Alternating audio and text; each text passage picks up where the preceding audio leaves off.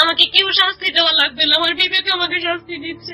আমি প্রতিনিয়ত কাঁদি, প্রতিনিয়ত বলি মা কি কথা বলার ছিল, মা শেষ কথাগুলি শুনতে পারলাম না, মার সাথে কথা বলতে পারলাম না।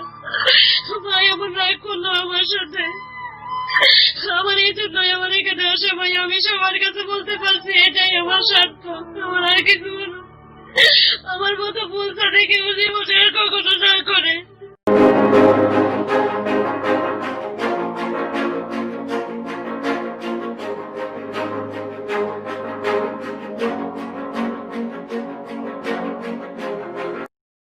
যেটা গোপন করতে চান কিনা?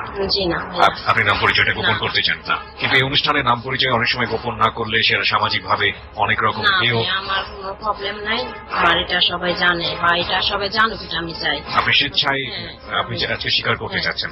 সো উনি নিজের স্বেচ্ছায় এবং নাম পরিচয় গোপন না রেখে আজকে তিনি কনফেস করতে যাচ্ছেন, এবং মাসের শেষ সপ্তাহে সবচেয়ে ভয়াবহ যে এপিসোডটি উপস্থাপিত হয়, ভয়াবহ বলছে এই কারণে যে স্বীকারোক্তির জায়গা থেকে ইজ ভেরি হাইপার, সেই জায়গাটা থেকে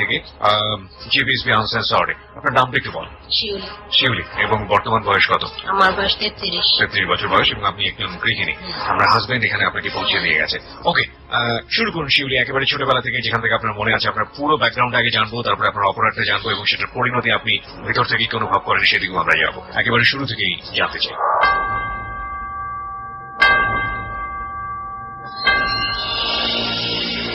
আমার বয়স তখন আনুমানিক, আমি ক্লাস 1-এ পড়ি। আমি যতটুকু আমার মনে পড়ে, আমি তখন ক্লাস 1-এ পড়ি। আমার জন্ম থেকে আমার কি হয়েছে সেটা আমার মনে নাই। তো আমার জন্মের পর আমি আমার মাকে দেখিনি। আমার মা চলে যায়, আমার নানার বাড়িতে থাকে, ওখানেই আমার মা থাকে। আমার বাবার সাথে ঝগড়াঝাটি হইতো, বা এক পর্যায়ে আমার দাদি আমার আম্মাকে পছন্দ করতো না, সেজন্য আর কি আমার আম্মু আমার নানার বাড়িতেই থাকে। তো আমরা 3 ভাই বোন, আমরা 2 বোন 1 ভাই। আপনি কি সবার বড়? আমি মেজো। ওকে, বাবা কি করতেন? আমার বাবা মাটি পরীক্ষা করে, ওখানে মৃত্তিকাতে চাকরি করত। তো আমার বাবা অনেক জিদি ছিল। আমার বাবার আবার ডান পায়ে প্রবলেম ছিল। প্রবলেমটা হচ্ছে আমার বাবার টাইফয়েড জ্বর হয়েছিল, ওই জ্বরের থেকে আমার বাবার পাটা বেঁকা হয়ে যায়।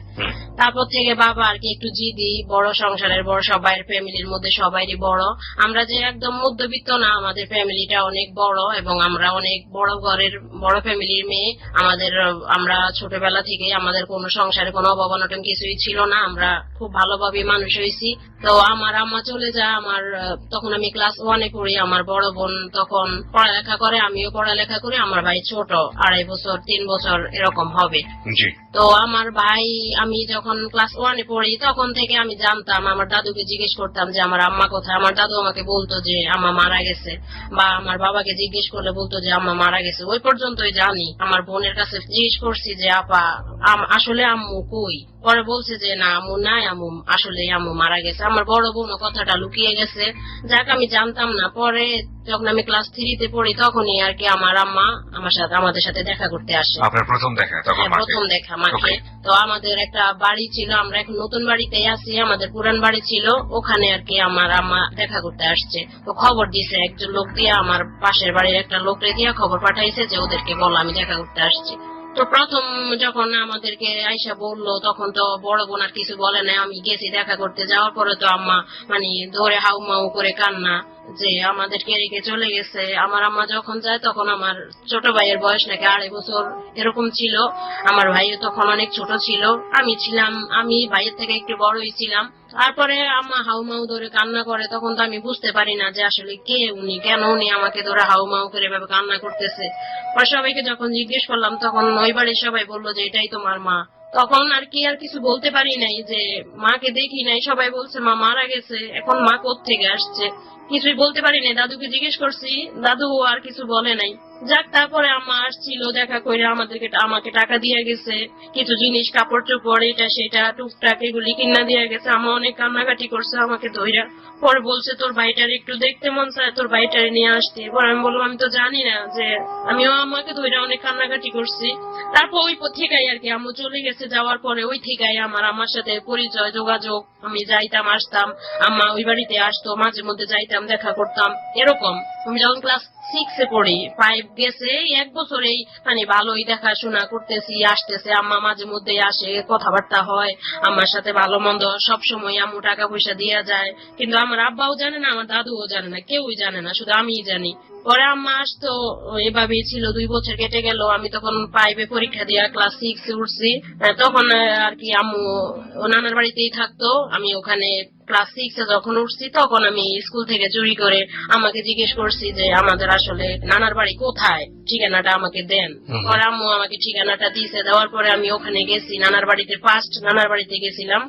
যাইয়া ওখানে আমি প্রায় 5-6 দিনের মতো থাকলাম ওখানে আম্মুর কাছে। আম্মু আমাকে কিছু জামা কাপড় কিনা দিছিল, তারপরে টুকটাক এটা সেটা, নানা নানি সবাই মোটামুটি অনেক আদর করছে। আর আম্মুর তো আর সুখের সীমা নাই যে আমার মেয়ে আসছে। তারপরে ওখানে থাকলাম 5-6 দিন, থাকার পরে এখন আমার নানা বলতেছে যে ওরে কে দিয়ে আসবে, এখন ওরে তো সবাই ওখানে খুঁজতেছে। পরে একদিন আব্বা মানে খুঁজতে আসছে নানার বাড়িতে, যে দেখছে যে আমি এখানে। আব্বা আর কিছু বলে নাই, আব্বা অনেক চেটাচেটি করে বাড়িতে চলে গেছে। যাওয়ার পরে আমারে আর নেয় নাই। এখন আম্মা বলতেছে যে ওরে কে দিয়ে আসবে। আম্মু আবার একটা কথা বলি ভাইয়া, আমার নানার বাড়ি ছিল হচ্ছে আপনার, আমার আম্মু এ দেশের না, আমার আম্মু হচ্ছে বার্মার, মায়ানমার যেটাকে বলে, ওই দেশের। আমার আম্মু তেমন সাজায় গোছায় কোনো কথাবার্তা বলতে পারতো না। আমার নানি ছিল ওই দেশের, মানে বার্মার ছিল তারা? হ্যাঁ, বার্মারই ছিল। ওকে। আমার 6 খালা 4 মামা। আচ্ছা, ওনারা বার্মা থেকে এসেছিলেন কবে? বার্মা থেকে আসছে। কবে এসেছিলেন আপনারা? আসছে মানে ওখানে বার্মায় আমাদের দেশে যুদ্ধ হয়েছিল, যুদ্ধ হওয়ার সময় নানা ওই দেশে চলে যায়। যাওয়ার পরে ওখানে নানিকে, নানি অনেক সুন্দরী ছিল, নানিকে থেকে পছন্দ করে নানিকে বিয়ে করে। ওকে। ওখানে অনেক বছর নানা ছিল। আমার এই যে 4টা মামা 6টা খালা সব ওখানেই হয়েছে। পরে মানে ওই দেশের সরকার বলছে যে বাঙালি কোনো লোক রাখবে না, এরকম কথা। তার মানে সেই যুদ্ধের সময়টাতেই মূলত উনি দেশে চলে আসে, অনেক আগের ঘটনা। তো নানা বলছে যে মানে বলছে যে ইয়ে তো লাগবে না, বাংলাদেশি কোনো লোক ওইখানে রাখবে না, শুধু নানি থাকবে। মানে নানি তো ওই দেশে, নানি থাকতে পারবে। তো নানি বলছে যে ঠিক আছে, আমি আমার স্বামীকে যখন রাখবে না আমিও থাকবো না। তো নানি ওই পর্যায়ে ওই মানে ওই সময় আমার নানাকে নিয়ে এই দেশে চলে আসে, আর যায় নাই। আর ওই দেশের কারোর সাথে কোনো যোগাযোগ আমার নানির হয় নাই। তারপরে আমার নানি, আমার আম্মু ছিলাম, পরে বলতেছে যে কাকে কে দিয়ে আসবে ওকে, ওরে দেওয়া দিয়ে আসার মতো তো কেউ নাই। তো নানা বলতেছে যে কে দিয়ে আসবে, আমি তো যেতে পারবো না, মামারাও কেউ যাবে না, তাহলে কে দিয়ে আসবে ওকে। পরে আম্মা বলতেছে যে ঠিক আছে। আমার আম্মারে আবার যে গটকালি করে বিয়ে দিছিল সে মহিলা আবার হচ্ছে আম্মার চাচি শাশুড়ি। তো ওনাকে বললো যে তাহলে আপনি চাচি, আপনি সহকারে ওরে নিয়ে চলেন, আমি তো একা যাবো না, আমার ভয় লাগে, আপনি ওরে নিয়ে চলেন। পরে আম্মু, আমি আর হচ্ছে উনি, আমরা 3 জন গেলাম বাড়িতে। যাওয়ার পর আমি মানে যতটুকু দেখলাম, যে আমি যাওয়ার পর আমার দাদি আমার আম্মাকে অনেক মারছে, মানে মারতে মারতে আমার আম্মার পরনের কাপড় খুলে ফেলাইছিল। আপনাকে রেখে আসার সময়টাতে? হ্যাঁ, আমাকে যখন আমার দাদি নিয়ে, আমার আম্মু যখন নিয়ে আসছে তখন। পরে আমার আব্বাও আমার আম্মুরে অনেক মারছে, আমার দাদু আমার আম্মুরে অনেক মারছে আমার সামনেই, আমি কিছু বলতে পারি নাই। পরে আমার গায়ে হাত তুললো কেন? গায়ে হাত তুলছে যে আমি ওখানে কেন গেছি, আমাকে কেন ওই জায়গায় রাখছে, মানে এগুলি বলে আমার আম্মুকে অনেক মারধর করছে। মারধর করার পর আম্মু আর কিছু বলে না, আম্মু কান্নাকাটি করে আম্মু আমাকে রাইখেই আইসা পড়ছে নানার বাড়িতেই। তো তারপর থেকে আমি মাঝে মধ্যে স্কুল। ওই সময়টাতে আপনি জানছেন কিনা, আমি সে কারণে আপনাকে ইন্টারভিউ করছি, সেটা হচ্ছে যে আপনার বাবা কি ওই সময় আপনার মাকে বাদ দিয়ে আরেকটা বিয়ে করেছেন? করেনি। আপনার মাও কি বিয়ে করেছিল? না, আমার মাও বিয়ে করেনি। কিন্তু আলাদা থাকতো। কি কারণে আলাদা থাকতো সেটা আপনি জানেন? আলাদা থাকতো আসলে আমি যতটুকু আমি জানি, আমি যতটুকু শুনছি, আমাদের ফ্যামিলিতে একটা কাজের মেয়ে থাকে। তো ওই মেয়েটা আমাদের 7 বছর বয়স থেকে আমাদের ফ্যামিলিতে থাকতো। এখন তা আমাদের ফ্যামিলিতে থেকে তার বিয়ে হয়েছে, এখনো সে আমাদের ফ্যামিলিতে এখনো আছে। ওই মেয়েটাই মানে আমার আম্মা একটু সহজ সরল টাইপের ছিল, যেহেতু ওই বিদেশি একটু কাজকর্ম এগুলো একটু গোছায় করতে পারতো না, বা একটু চলাফেরাটা আমার দাদি যেরকম ছিল ওইরকম করতে পারতো না আম্মা। আর আরেকটা কথা হচ্ছে যে আমার আব্বা মানে হয়তো রাত্রে একটা কথা আমার মাকে বলছে, আমার আম্মা সকালবেলা সবার কাছে এই কথাটা বলে দিছে। মানে আমার ওই এটা ছিল না যে আমি, আমার স্বামী আমাকে এই কথাটা বলছে, আমি এই গোপন কথাটা কেন বলবো, সেই মানে ব্রেনটা আম্মুর ছিল না, যার কারণে আমার দাদি আমার আম্মাকে সহ্য করতে পারতো না। আর আরেকটা কথা হচ্ছে আমার ওই কাজের মেয়েটাও ছিল, মানে আমার আম্মাকে যাতে সংসারে মানে আমার দাদির কাছে ভালো থাকতে দিত না। আমার আম্মা ভাত রান্না করলে, তরকারি রান্না করলে তরকারির ভিতরে হলুদ মরিচ দিয়ে দিত, লবণ বেশি করে দিয়ে দিত। এটা সবার কাছ থেকে আমরা শুনছি আর কি। উনি একটা শত্রুতা তৈরি করেছে। ওই শত্রুটা আমার দাদি যাতে আমার আম্মুকে দেখতে না পারে, আমাদের মানে আম্মুর সাথে এবং আমার দাদুর সাথে সবসময় ঝগড়া করে রাখতো। তারপরে যাক, এক পর্যায়ে আম্মু একদিন নানা আসছে, আসার পরে দেখছে যে আমার আম্মুরে এমন মারতেছে। পরে নানা বলছে ঠিক আছে আপনি ভুলে আপনারা রেখে দেন, আমার মেয়ের আমি নিয়ে যাইতেছি। ওই সময় নানা নিয়ে গেছে ওই পর্যন্তই ছিল। মানে বাবা মার সাথে কোনো ডিভোর্স হয় নাই, বাবাও মাকে ডিভোর্স দেয় নাই, মাও বাবাকে ডিভোর্স দেয় নাই, এবং কেউ দুইজনে আলাদা ছিল কিন্তু বিয়ে করে নাই। বাবা বিয়ে করে নাই আমাদের জন্য, আর মা বিয়ে করে নাই। আমার 3টে সন্তান আছে, আমি তাদেরকে রেখে বিয়ে করব না। তো এজন্য আর কি দুজন দুই সাইডেই ছিল, কিন্তু বিয়ে কখনো করে নাই। আর যাক, তারপরে আমি ওই 6 এর বছরই আমি যাওয়া আসা করতাম। এর মধ্যেই আমাদের জীবন ভালোই চলতেছিল। আমি আবার এখানে একটা কথা বলে রাখি ভাই, আমার বাবা তখন আর কি চাকরিটা ছেড়ে দেয়।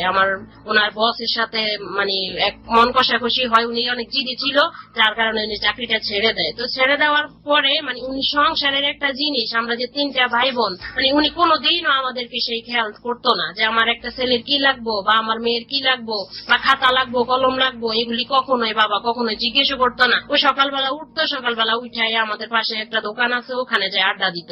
যা কিছু করছে আমার দাদি আমার চাচারাই আমাদেরকে দেখাশোনা করতো, খাতা কলম সবকিছু ওনারাই দিত। যাক, তারপরে আম্মা ওখানেই ছিল। যাওয়ার পরে আমি আসা যাওয়া করতাম, আম্মাও মাঝে মধ্যে আসতো, দেখাশোনা কইরা যাইতো। এর মধ্যে আমার বয়স তখন 13, 1997 ডিসেম্বর মাসের 18 তারিখ। আমি 6 এ পরীক্ষা দিয়ে 7 এ উঠছি। 7 এর লাস্ট পরীক্ষা চলতেছে, আমি 1 বছর পড়ছি। তো এই ফাঁকে আমি যখন ক্লাস 6 এ পড়ি, তখন আমার বোন আর কি, আমার একটা ফুফাতো ভাই আছে, তো ও আর কি আমাদের বাড়িতে আমার বোনকে আমাদেরকে পড়াশোনা করাইতো। তো ওর সাথে আর কি আমার বোনের রিলেশন ছিল, বড় বোনের। তো আমার বোন তখন আর কি আমার বোন ওই ছেলের সাথে পালিয়ে যায়। এই পালিয়ে যাওয়ার পরে আমাদের জীবনটা শেষ আর কি। আমার ফুফাতো ভাই আমাদের বাড়িতে থেকে পড়াশোনা করছে। আপন ফুফাতো ভাই। আচ্ছা। তো পড়াশোনা করছে। এক পর্যায়ে আর কি আমার বোনের রিলেশন ছিল ফুফাতো ভাইয়ের সাথে। সেই ফুফাতো ভাইয়ের কাছে আমার ফ্যামিলি বিয়ে দিতে রাজি ছিল না, ছিল তার বড়টার কাছে। কিন্তু আমার বোন সেটা মানে নাই। হঠাৎ করে আমার বোন কলেজে যায়, কলেজে প্রত্যেক দিনই কলেজে যায়। এই ফাঁকে আমার ফুফু মারা গেছে, আমার ফুফুর ক্যান্সার হয়েছিল, ফুফু মারা গেছে। ফুফুরে নিয়ে অনেক দৌড়াদৌড়ি করছিলাম, ঢাকা এটা সেটা অনেক জায়গায় নিছিল। ফুফু মারা গেছে। তো ফুফু মারা যাওয়ার পরে মনে করেন তাদের সংসারটা এখন এলোমেলো হয়ে গেছে। আমার 4টা ফুফাতো ভাই, তাদেরকে রান্না করে খাওয়াবে সেই লোকও নাই। আমার মানে তখন আর কি হেরা একদম ভেঙে পড়ছে যে মা মারা গেছে, বাপটা আছে এরকম। তো আমার বোন আর কি ওখানে আসা যাওয়া করতো, আমার বোন রান্না বান্না করে দিয়ে আসতো ওদেরকে। সেটা আমরা জানতাম না, আমার ফ্যামিলিও জানতো না, দাদুও জানতো না, আমরাও জানতাম না। তো দাদুর এক ভাই আছে, আবার একদিন আসছে বিকাল বেলা, ও বলতেছে যে আপনার নাতিন কই, আমার বোনের কথা বলতেছে, শিল্পী কই। তো বলছে ও তো কলেজে গেছে। তো প্রত্যেক দিনই সকালবেলা যায় 5টা বাজে আসে। এখন বুবু বলতেছে যে তুই কি কলেজে যাস, আমি তো তোর কিছু বুঝি না, তুই কোন কলেজে পড়স, এত রাত পর্যন্ত একটা মেয়ের এত রাত কেন হবে? 5টা বাজে, তখন তো সন্ধ্যা হইতো। তো তাহলে তুই এতক্ষণ কি করস, কই যাস? বলে কিনা আমি কলেজেই যাই, আমি কলেজেই পড়াশোনা করি। তা এখন এটা তো আর বুবু জানে না। এখন যে বুবু যে খোঁজ যে নিবে সেই লোক তো কেউ নাই। ও বুবু বলতেছে আচ্ছা ঠিক আছে পড়াশোনা কর, আমি তো আর কিছু জানি না, আল্লাহই ভালো জানে।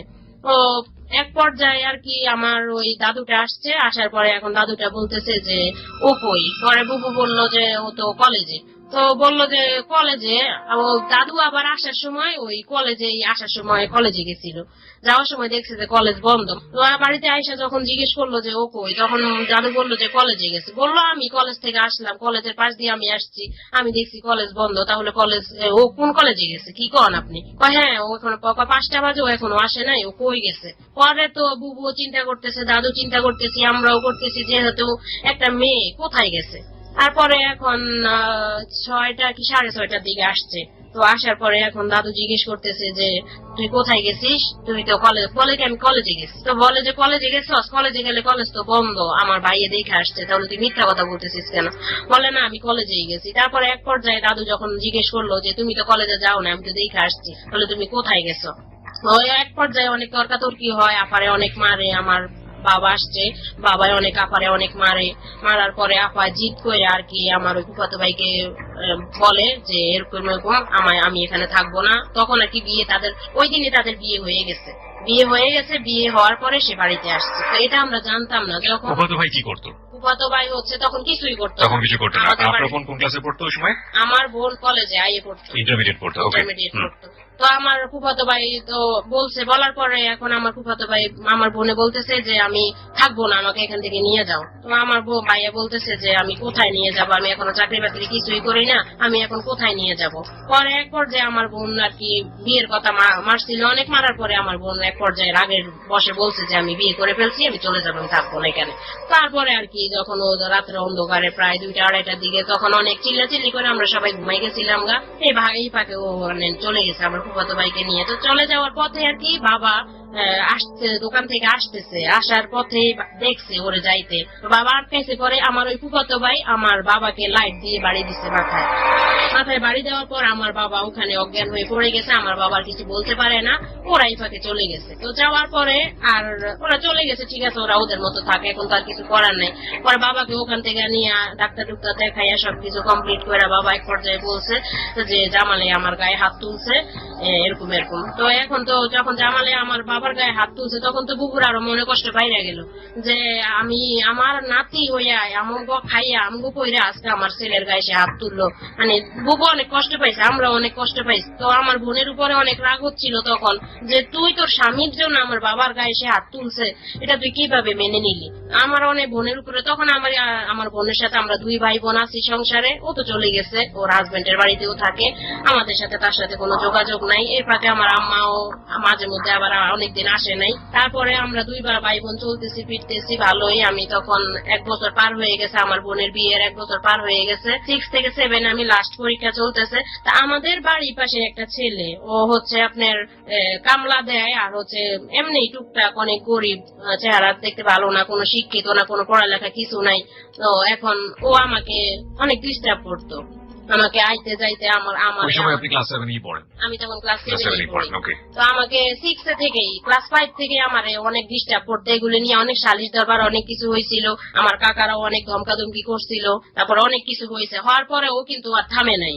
আমি যখন ক্লাস 7 উঠছি তো তখন আর কি ও মানে আমাকে অনেক ডিস্টার্ব করতো, আমার আইতে যাইতে স্কুলে আটকাইতো, আমি স্কুলে যাইতে পারতাম না। ওর জন্য আমি 4-5টা স্কুল চেঞ্জ করছি, যে স্কুলে আমি পড়তাম ওই স্কুলে আমাকে ডিস্টার্ব করতো। তো আমি সবার কাছে এগুলি বলছি, ওর ফ্যামিলির কাছেও বলছে, আমার কাকারা আমার দাদুরা সবাই ওর কাছে বলছে। বলার পরে এখন ও বলছে যে না আর কিছু করবে না। তো আমি তখন ক্লাস 7 লাস্ট পরীক্ষা চলে, আমার দাদু ছিল না বাড়িতে, আমার দাদু ঢাকায় গেছে আমাদেরকে রাইখা, আমার বাবা ছিল। তো বলছে যে আমি তাহলে কয়দিন ঢাকায় যেয়ে বেড়ায় আসি, তুই ওদেরকে একটু দেখিস, দেখে শুনে রাখিস। তো বলছে ঠিক আছে আম্মা আপনি যান, আমি ওদেরকে দেখাশোনা করবো, সমস্যা নেই। ওই কাজের মেয়েটাই আর কি আমাদের রান্না বান্না করতো। তো পরে বলার পরে বলছে ঠিক আছে। দাদু চলে গেছে। তো দাদু যাওয়ার পরে আমি চিন্তা করলাম যে আমার দাদু যখন চলে গেছে আমার আম্মার আমি নিয়ে আসি। আমার আম্মার সাথে তো আমাদের কোনো কিছু হয় নাই, কোনো ডিভোর্স হয় নাই, বাবার সাথে কোনো কিছু হয় নাই, তাহলে আমি আমার আম্মাকে নিয়ে আসবো, আম্মা কেন ওখানে থাকবে। তো পরে আমি স্কুল থেকে আমি নানার বাড়িতে চলে যাই। আমার পরীক্ষা তখন হয় নাই, পরীক্ষা হবে 4-5 দিন পরে। আমি স্কুল থেকে নানার বাড়িতে চলে যাই। তো ওখানে যাওয়ার পরে আমার আম্মা আমাকে দেখে বলে যে তুমি এখানে কেন আসছো, তোমার একবার দিয়ে আসতে যাই আমি মাইর খাইছি, এখন আবার তুমি এখানে কেন আসছো। তা আমি আমারে অনেক বুঝাশোনার পরে আমি মামাদেরকে বলি যে মামা আমার আম্মাকে আমি নিয়ে যাব। বলে কোথায় নিয়ে যাবি তুই? আমার আম্মা আমার বোনের মায়ের খাওয়ানোর জন্য। আমি বলছি না আর কেউ মারবে না, আমার দাদু বাড়িতে নেই, আমার আম্মাকে আমি নিয়ে যাব, আমার সামনে পরীক্ষা, আমাদের বাড়িতে খালি, আমরা রান্না বান্না করতে পারি না, আমাদেরকে একটা কাজের মেয়ে রান্না করে দেয়, আমার মা থাকতে কেন কাজের মেয়ে রান্না করবে। তা আমি এ কথা বলছি পরে আমার না কেউ রাজি নেই, আমার মাকে দিবে না। আমি সবাইকে বুঝাই, আমি বলছি আপনারা আমার রিক্সে দেন, আমার কিচ্ছু হবে না, আপনারা দেন আমারে। পরে আমি এক পর্যায়ে আমার আম্মাকে নিয়ে আসি। নিয়ে আসার পরে আব্বা তো এখন আমারে ঘরে ঢুকাইবো না, ঘরে জায়গা দিব না, বাবা অনেক বকাঝকা করতেছে যে কেন আনছস এই সে হ্যান ত্যান। পরে আমি আমার পাশের বাড়িতে একটা কাকা আছে, ওই কাকারে ডাইকে নিয়ে আসি যে কাকা আমারে নিয়ে আসছে, এখন আব্বার একটু বুঝান। পরে কাকা বুঝাইছে যে দেখেন একটা মেয়ে এখনো আপনার আছে, মেয়েটার তো বিয়ে শাদী দিতে হইবে, আর মেয়েটা একা একা কিভাবে থাকে, আপনি পুরুষ মানুষ কতক্ষণ এবার ওর দিকে খেয়াল রাখবেন। আর ভাবিরে যখন নিয়ে আসছে আপনি কিছু বললেন না, ভাবিরে ঘরে ঢুকান। পরে অনেক বুঝানোর পরে আব্বা আর কি আমারে ঘরে ঢুকাইছে। আম্মা আবার কিছু টাকা পয়সা নিয়ে আসছিল, আসার সময় বুবু চলে গেছে, আমাদেরকে বাজার সদাই তেমন একটা করে দিয়ে যেতে পারে নাই। তো আম্মা টাকা টুকা আনছে, ওই টাকা দিয়ে আমরা বাজার সদাই করে খাইছি, ঘরে চাউল টাউল সবই আছে। এখন আম্মু চলতেছি ভালোই। তো আমার 3-4 দিন পরে আমার পরীক্ষা, আমার 7 এর লাস্ট পরীক্ষা। তো আমি পরীক্ষা দিতে যাব সকালবেলা। আমি বলতেছি যে আমার পরীক্ষার ফিস নেই। আম্মু আমার বলতেছি কি তোর বাবারে বল, আমার কাছে সব চাস কেন, তো বাবার কাছে যা। পরে আব্বারে যা বলছি যে আব্বা আমার তো পরীক্ষার ফিস নাই। তো ওই দিন আবার আমার সেজো মামা আসছে আমাদের বাসায়, আমাদের বাড়িতে আমাকে নিতে আসছে। আমার আব্বাকে আর আমার আব্বারে বলছে আমার নানার অবস্থা ভালো না, নানা মারা যাবে, তো নানা আমাদেরকে দেখতে চায়। তো এখন আব্বা বলতেছে ও তো যেতে পারবে না, ওর পরীক্ষাটা শেষ হয়ে গেলেও যাইবো। এখন আমি তাহলে যাই দেখে আসি। তো আব্বা আর কি মামারে নিয়ে চলে গেছে। আমি আব্বারে বলছি যে আমার পরীক্ষার ফিস লাগবে এরকম। তো বাবার কাছে টাকা নেই। বাবা আমাকে বললো কি আমি দুলালের কাছে টাকা পাই, তুই দুলালের কাছে যাইয়া বলবি কি যে আব্বা বলছে কিছু টাকা দিতে। তো আমি ওই বাড়িতে গেছি, যে বাড়িতে আমি জীবনে কখনো যাই নাই। তো ওই বাড়িটা হচ্ছে আর কি আমার ওই যে ছেলেটা ডিস্টার্ব করতো তারই হচ্ছে ভাবির বাড়ি ওটা।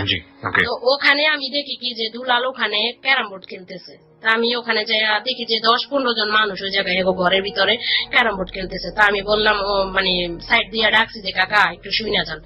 পরে আসার পরে বললো কি হয়েছে। তা ওই ছেলেটা ওই জায়গায় আছে, যে ছেলেটা আমাকে ডিস্টার্ব করে। তো এখন আমি বলছি কাকা আব্বা পাঠাইছে আমার পরীক্ষার ফিসটা, আমি পরীক্ষা দিতে যাব, এখন আপনাকে বলছি কিছু টাকা দিতে। তো দুলাল বললো যে আমার কাছে তো টাকা নাই, আজকে তো দিতে পারবো না, দিলে কালকে। আমি বললাম আমার টাকা লাগবে আজকে, আপনি কালকে দিলে তো হবে না। পরে বললো যে তোর আব্বাকে যে বুঝাই বলিস আমি কালকে টাকা দিব। এমনি ওই ছেলেটা বলতেছে যে ঠিক আছে পরীক্ষার ফিসটা আমি দিয়ে দিব। কারণ আমি বলছি যে তুই কেন দিবি, তুই কই ব্যবহার করতাম, মানে ওকে আমি সহ্য করতে পারতাম না। তো বললাম যে তুই কেন দিবি, আমি তোর টাকা পরীক্ষা দিব কেন, আমার লাগলে আমি পরীক্ষা দিব না, তাও তোর টাকা আমি পরীক্ষা দিব না। এই কথা বলে আমি বাড়িতে চলে গেছি। যাওয়ার পর আম্মুর থেকে টাকা নিয়ে আমি চলে গেছি স্কুলে যাওয়ার পরে আমার পরীক্ষা শেষ। ছেলেটা একটা সাইকেল নিয়ে ওখানে আমাদের স্কুলের পাশে একটা বট গাছ আছে, ওই বট গাছের নিচে দাঁড়িয়ে আছে, আমি জানিও না। ওকে প্রিয় শ্রোতা, আমরা এই জায়গাটা একটা বিরতি নিতে চাই। আজকে এখানে জেবিএসবি আনসেন্সর্ড কনফেস করছে শিউলি তার নাম পরিচয় কোনো কিছু গোপন রাখেনি। কেন গোপন রাখেনি সেটা আপনারা যারা অনুষ্ঠানটা শুনছেন একেবারে শেষ পর্যন্ত শুনলেই বুঝতে পারবেন। এই ফাঁকে আপনাদেরকে বলতে চাই, যাহা বলিব সত্য বলিব অত্যন্ত কাঙ্ক্ষিত বইটি যদি আপনি সংগ্রহ করতে চান, একটি মাত্র বই, যেটা আমরা নিয়ার অ্যাবাউট 250 এপিসোড, এতগুলো এপিসোডের মধ্যে আমরা একটা বইও বের করিনি। ওয়ারাস যেখানে হেলিউড 920 প্রায় 3 বই বের হয়েছে, কিন্তু যাহা বলিব সত্য বলিবতে আমরা বের করিনি। আপনাদের ভালোবাসায়, আপনাদের চাপাচাপিতে, আপনাদের চাওয়াতে আমরা একটা বই বের করেছি কিংবা করতে যাচ্ছি, যাই বলি না কেন। আপনারা যদি সংগ্রহ করতে চান বইটি, একেবারে শেষ সুযোগ চলে এসছে, কারণ বইটি ইতিমধ্যেই আমি যতদূর জানি যে খুব শীঘ্রই 2-1 দিনের মধ্যেই বাজারে চলে আসবে। তো বইটি যদি সংগ্রহ করতে চান আপনাদেরকে ফোন দিতে হবে 16297 এই নাম্বারে। আমি আবারও বলছি 16297 এই নাম্বারে, এবং এই নাম্বারে ফোন দিয়ে বললেই হবে বইটি আপনার ঠিকানায় পৌঁছে যাবে। বইটির মূল্য হচ্ছে মাত্র 200 টাকা, এবং বইয়ের স্পেশালিটি যেটা হচ্ছে 10টি গল্প এখানে আছে, সেরা 10 গল্প, যে 10 গল্প বাংলাদেশে আলোড়ন তুলেছিল, আমি বলবো যে রেডিও ইন্ডাস্ট্রির ইতিহাসের সবচেয়ে ভয়াবহতম গল্প। এবং এই গল্পগুলোর পাশাপাশি ইংরেজি অনুবাদও থাকছে, বাংলার পাশাপাশি ইংরেজি অনুবাদ। এটি মোটা একটা বই, এবং এই বইটি আপনি সংগ্রহ করতে চাইলে মাত্র 200 টাকা আপনাকে খরচ করতে হবে। আরেকটা বিষয় যেটা বলতে চাই সেটা হলো যে জীবনে কোনো ভুল সিদ্ধান্ত নেবার আগে অবশ্যই এই বইটি অন্তত একবার প্রত্যেকেরই পড়ে দেখা উচিত। এই বইটিতে ডক্টর তাজুল ইসলাম তার মূল্যবান মতামত দিয়েছেন। এই বইটি আমরা চেষ্টা করছি দেশ এবং দেশের বাইরে থেকে একই সাথে পাবলিশ করবার জন্য। সুতরাং যারা সংগ্রহ করেননি এখন পর্যন্ত বা ফোন দিয়ে অ্যাডভান্স অর্ডার দিয়ে রাখেননি, তাদেরকে আমি বলবো দ্রুত ফোন দেবার জন্য, কারণ 2-1 দিনের মধ্যে এটা ক্লোজ হয়ে যাবে। আমাদের ফোন নাম্বারটি হচ্ছে, আবারও বলি, 16297। আরো একবার বলছি 16297। ফিরে আসছি ঠিক 4 মিনিট পর। Royal Tiger Tree presents JBSB Uncensored. Royal Tiger Tree presents JBSB Uncensored. Recharge yourself. 4 minute পর প্রিয় শ্রোতা, আপনাদের সবাইকে আরো একবার স্বাগত জানাচ্ছি রয়্যাল টাইগার ড্রিঙ্ক প্রেজেন্স যাহা বলিব সত্য বলিবতে। আর যে কিবরিয়া রয়েছে আপনার সঙ্গে, এবং আমাদের সঙ্গে রয়েছেন শিউলি, তিনি কনফেস করছেন তার জীবনের অপ্রিয় সত্য জেবিএসবি আনসেন্সর্ড। এখানে যদি আপনি অংশগ্রহণ করতে চান, প্লিজ আমাদেরকে ফোন করবেন। আমাদের ফোন নাম্বারটি হচ্ছে 09613892892। শিউলি, যেখান থেকে ছিলাম আমরা, কথা না বাড়ি আবারও ফিরছি। তারপরে ওখানে আমাদের স্কুলের পাশে একটা বট গাছ আছে, ওখানেও অপেক্ষা করতেছিল আমার জন্য। আমি পরীক্ষা দিয়ে পরীক্ষার হল থেকে বের হয়েছি, হওয়ার পরে দেখে যে ও রাস্তায় একটা সাইকেল নিয়ে দাঁড়ানো আছে। তখন আমাকে বলতেছে যে তুমি পরীক্ষা দিয়েছো, পরীক্ষার ফিস দিছো। আমি কোনো কথা বলি না, যে ওর সাথে আমার কথা বলার কোনো প্রয়োজন নাই। আমি আমার আরো 3টা বান্ধবী, আমরা সবাই মিলে আমরা হাঁটতেছি। ও আমার সবার বান্ধবীরা বলতেছে ওর সাথে কোনো কথা বলবি না। পরে আমরা হাঁটতে হাঁটতে আমরা ও রিক্সা পাইছি, ও সাইকেলেই আছে। ও সাইকেল থেকে অনেক ধরনের কথা বলতেছে, আমরা ওর সাথে কোনো কথা বলি না। আমরা একটা রিক্সা নিয়ে চলে যাই। আমরা 4টা বান্ধবী এক রিক্সায় উঠে আমরা আমাদের বাড়ির কাছে একটা দোকান আছে, ওখানে আমরা যাই নামি। তো দেখতেছি যে ও সাইকেল দিয়ে পিছনে পিছনে আমাদের পিছন পিছন আসতেছে। এখন বান্ধবীরা সবাই বাড়িতে চলে গেছে। তো বান্ধবীদের বাড়ি থেকে আমার বাড়ি আবার একটু দূরে। তো সবাই চলে গেছে, আমি একা হয়ে গেছি। এখন সন্ধ্যাও প্রায় হয়ে আসছে। আমি বললাম কি যে সন্ধ্যা হয়ে গেছে, ছেলেটা আমার পিছে পিছে আসতেছে, আমার তো ভয় লাগতেছে। পরে আমি গেছি বাড়িতে, আমি হাঁটতে হাঁটতে বাড়িতে চলে যাই। আমার ছেলেটা বলতেছে যে আমার কথাটা শুনো, শিউরি আমার কথা শুনে। আমি বলছি ওর সাথে আমার কোনো কথা বলার কোনো প্রয়োজন নেই। আমি বাড়িতে গিয়ে আমি সবার কাছে বলবো, আমার দাদু এবং আমার কাকারা সবাই আবার জানাবো আমার ডিস্টার্ব করতেছে। এক পর্যায়ে আমি বাড়িতে গেছি, যাইয়া দেখি যে আমার আম্মা নাই বাড়িতে, আমার দাদু আছে বাড়িতে। আমি জানি না যে কি হয়েছে। আমি দাদুকে দেখে আমার ভয় আমার ভিতরে কাজ করতেছে যে দাদু কেন আসছে, বা দাদু আসলো কখন, কিভাবে আসলো, আর আম্মা যে আসছে এটা উনি জানলো কিভাবে। আমি এগুলি ভাবতেছি। তো আমার এত কিছু ভাবার প্রয়োজন নেই। আমার কথা হয়েছে আমি এখন স্কুল থেকে আসছি, আমি ঘরে যাবো, এটা হচ্ছে বড় কথা। আমি ঘরে ঢুকবো এমন সময় আমার দাদু দরজা বন্ধ করে দিয়েছে ঘরের ভিতর থেকে, যে ঘরে আসতে পারবি না, তোর আম্মাকে কেন আনছস, তোরও ঘরে জায়গা নাই, তুই তোর আম্মুর সাথে যেদিকে তুই চোখ যায় সেদিকে জায়গা।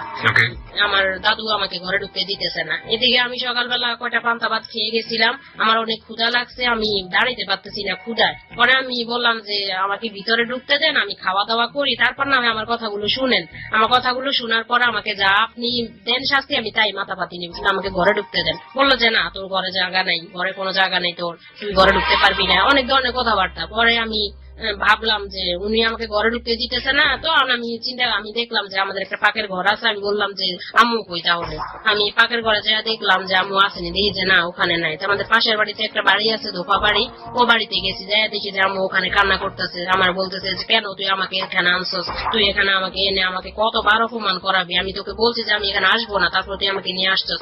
আম্মু অনেক কান্নাকাটি করতেছে। পরে আমিও আম্মুকে ধরে কান্নাকাটি করতেছি। এখন আম্মুকে বললাম যে আমি তো আর জানি না যে এত কিছু ঘটবে।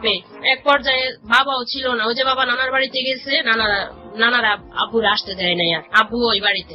তো আমি এখন আম্মুরে বলতেছি যে ঠিক আছে আব্বা আসুক, তুমি আব্বা আসা পর্যন্ত ওয়েট করো, দেখি আব্বা আসুক। তো ওই বাড়িতে গেছি, সবাই এখন বলা বলি করতেছে যে কেন আনছস তোরা আমাকে, এখন তো দাদি তো এইভাবে করতেছে। তো এখন সবাই ধারণা করছে যে ওই কাজের মেয়েটাই আমার দাদিকে জানাইছে। তো পরে আর কি আমি ওখানে আমার আম্মাকে নিয়ে ওই বাড়িতে থাকি। থাকার পর ওখান থেকে আমি বলি কি এই বাড়িতে থাইকো না মা, চলো আমরা বাড়িতে যাই। বাড়িতে আমাদের পাকের ঘর আছে, ওখানে বসে থাকি, বাবা আসলে দেখি বাবা কি বিচার করে। তো আমি আর আমার আম্মা ওখান থেকে চলে আসি। আমাদের একটা পাকের ঘর আছে, ওখানে আমি থাকি আমার আম্মাকে নিয়ে। অন্ধকার ঘরে, কোনো লাইট নাই, কিচ্ছু নাই, অন্ধকারের মধ্যে আম্মু আর আমি বসে থাকি। ওখানে বসে থাকার পর অনেক রাত্র পর্যন্ত বসে থাকি। ওখানে অন্ধকার, কোনো কিছু নাই, ক্ষুধা লাগছে, খাবো কোত্থেকে, এই চিন্তা। আরেকদিকে মারে ঘর থেকে বাইর করে দিয়েছে, ওই চিন্তা, সবকিছু মিলে আমার মাথাটা কিছু খেলতেছে না। পরে আমি বলি আম্মুকে বলি যে তুমি বসে থাকো, আমি আসতেছি। পরে বলে কোথায় যাস তুই? আমি বলি আমি আসতেছি, তুমি থাকো।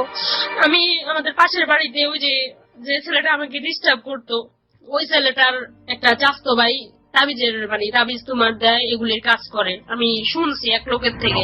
পরে আমি বলি আম্মু তুমি থাকো, আমি আসতেছি। আম্মু বলতেছে কোথায় যাস? আমি বললাম আমি আসতেছি। কয় তুই আবার কোনো কিছু আত্মহত্যা করবি না? আমি না মা, আমি তোমার রেখে আত্মহত্যা করবো না। তারপরে বলার পরে আমার আম্মু বসে থাকে ওখানে। আমি চলে যাই, ওখানে যাই, আমি ওদের বাড়িতে যাই। ওদের বাড়িতে যাই দেখি যে সবার ঘরে দরজা লাগানো। তখন 7টা-8টা এরকমই হবে টাইম। আমি ওখানে যাইয়া ওর বলি যে এই বাড়িতে কে এই কাজ করে। পরে একটা লোক বাইরে থেকে ঘর থেকে এসে বলতেছে আমি করি। আমি বললাম আমার একটা কাজ করে দিবেন। বলে কি কাজ? আমি বললাম আমার এরকম আমার আম্মারে আমার দাদু ঘর থেকে বের করে দিছে, আপনি যদি আমার দাদুর আর আমার আম্মুর মধ্যে যদি একটা মিল যদি করতে পারেন, আমি আপনাকে টাকা দিব, আপনি আমার এই কাজটা করে দেন, আমার আম্মু যাতে যাইতে না হয়, আমার দাদু যাতে আমার আম্মুকে মেনে নেয়, আপনি এরকম একটা কাজ আমাকে করে দেন। তো উনি বলছে ঠিক আছে আমি করে দিব, নাম দাও। আমি নামটাম সব দিছি। দেওয়ার পরে আমি আর বাড়িতে যাইতে পারি নাই। এখন আমি দেখতেছি যে আমি ওদের ঘরে ঢুকছি, ঢুকার পরে আমি আর কিছু বলতে পারি না ভাইয়া, বলতে পারি না। আমি আমি যে কেমন হয়ে গেছি, আমি যেই কাজের জন্য আসছি ওই কাজের কথা আমার মাথায় নাই। আমি আবার এখানে একটা কথা বলে রাখি, তার 2 দিন আগে ওর এক চাচাতো ভাইয়ের বউ, যে জীবনে আমাদের বাড়িতে আসে না, সে আমাদের বাড়িতে আসছে। ওর এক চাচাতো ভাইয়ের বউ সে সন্ধ্যার সময় আসছে। আম্মু তো আবার কিছু বুঝে না, সন্ধ্যার সময় আসছে, আমরা পড়তেছি, সন্ধ্যার সময় আসছে। আসার পর আম্মু নাস্তা টাস্তা দিল, বললো যে কে আপনি?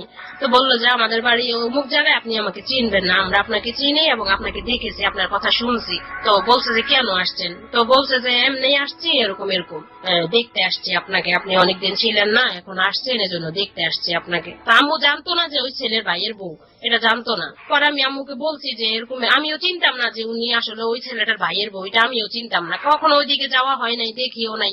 পরে আমি আর কিছু ওই মেয়ে মানে মহিলাটাই আর কি এখানে আমার তাবিজ যা হোক যেটা কিছু নিয়ে আসছিল এরকম কিছু।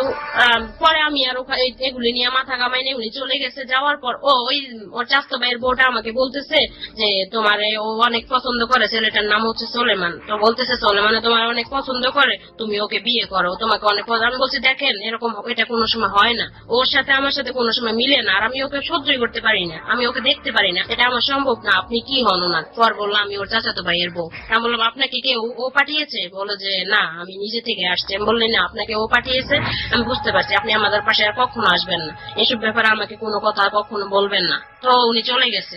যাওয়ার পর আর কি পরের দিন আমি আম্মুর জন্য তাবিজ নিতে আসছি। এখন আর আমি জানি না, আমি হঠাৎ মানে কেমন যে হয়ে গেছে আমি নিজেও জানি না।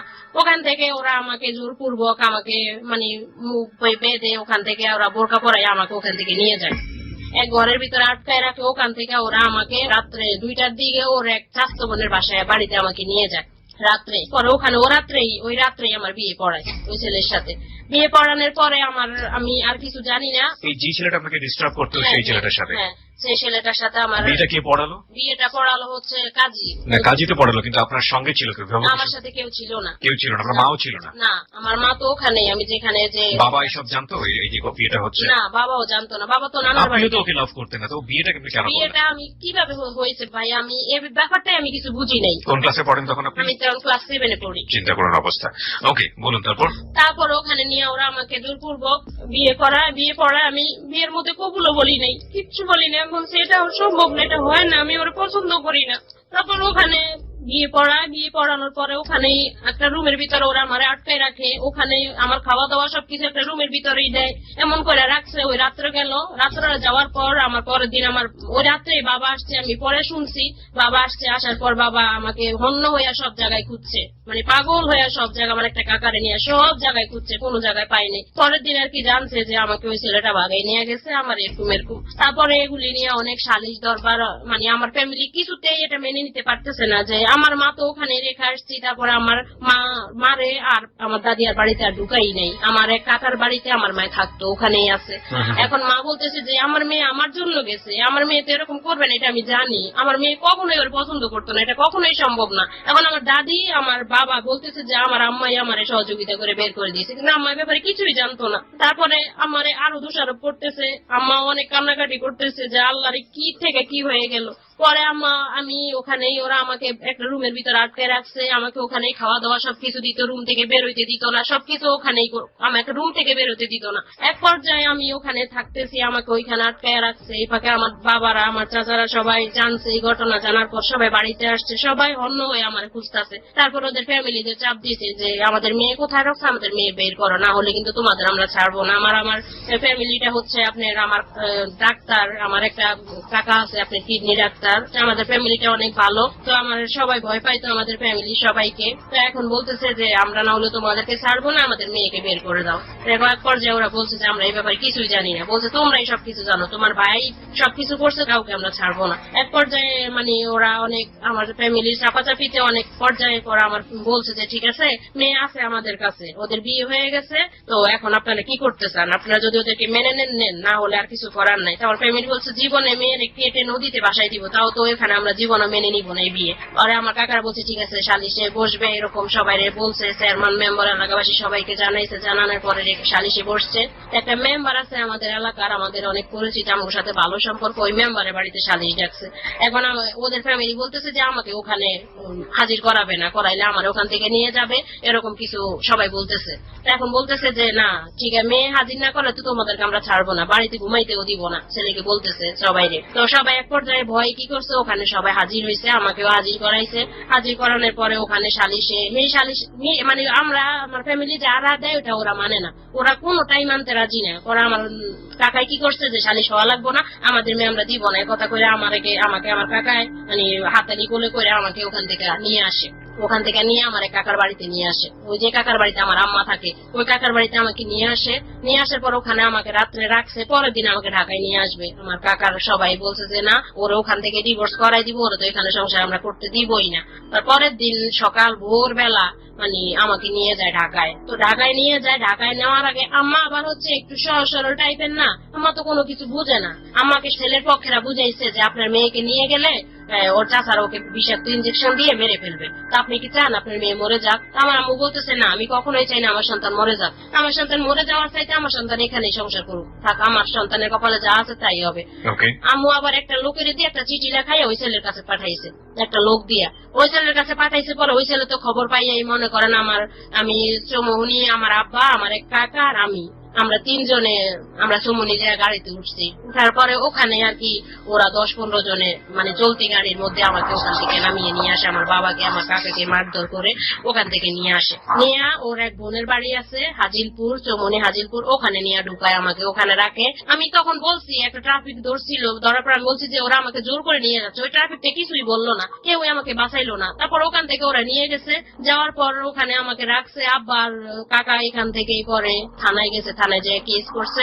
কেস করার পর আর কি যা হয়, কেস করার পর ওদের 12-13 জন আসামি দিছে, এবং যেই নুরুল্লাহর বাড়িতে আমাকে রাখছে সে নুরুল্লাহরাও কেসে দিছে। 12-13 জনের বিরুদ্ধে আমার কাকারা কেস করছে। তো কেসে অনেক টাকা গেছে, আমাকে কোর্টে আমাকেও হাজির করায় না।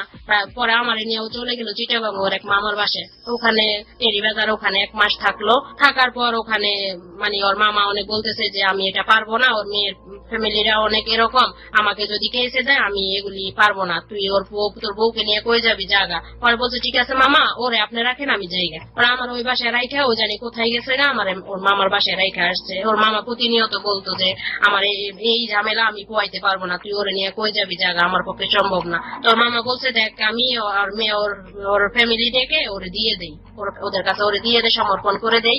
তো ওই অন্য তোর জন্য এই মেয়ে না, তোর জন্য আমরা অন্য 10 জায়গা থেকে একটা মেয়ে বিয়ে কর না, এটাই বিয়ে করছে, এটাই রাখবো আমার, আমি অন্য কোনো মেয়ে নিবো না, কোনো কোনো মেয়ের সাথে সংসারও করবো না। এক পর্যায়ে পরে ওর মামা বুঝাইছে অনেক, ও বুঝে না।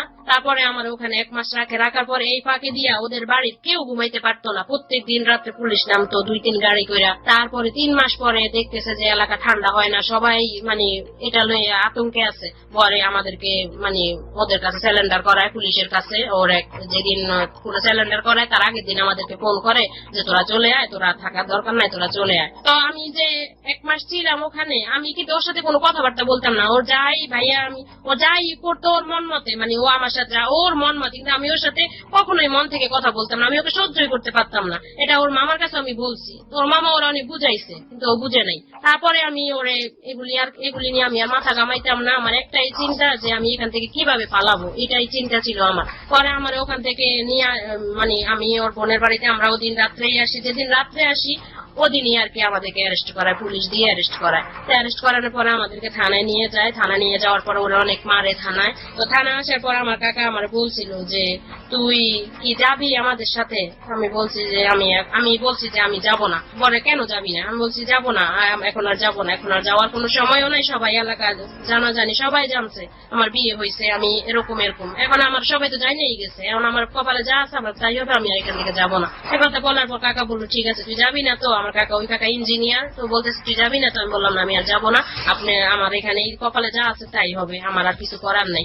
এই কথা বলার পরে কাকা ওখান থেকে জিদ করে চলে গেছে। তো ওখানে ওসি উনি বলতেছে যে আপনি কার জন্য বলতেছেন, আপনি এখান থেকে চলে যান, আপনি একটা মান সম্মানের লোক, আপনি এখান থেকে চলে যান। পরে আমাদেরকে পরের দিন কোর্টে চালান করে দেয়। দেওয়ার পরে ওখানে আমার জবানবন্দি নেয়।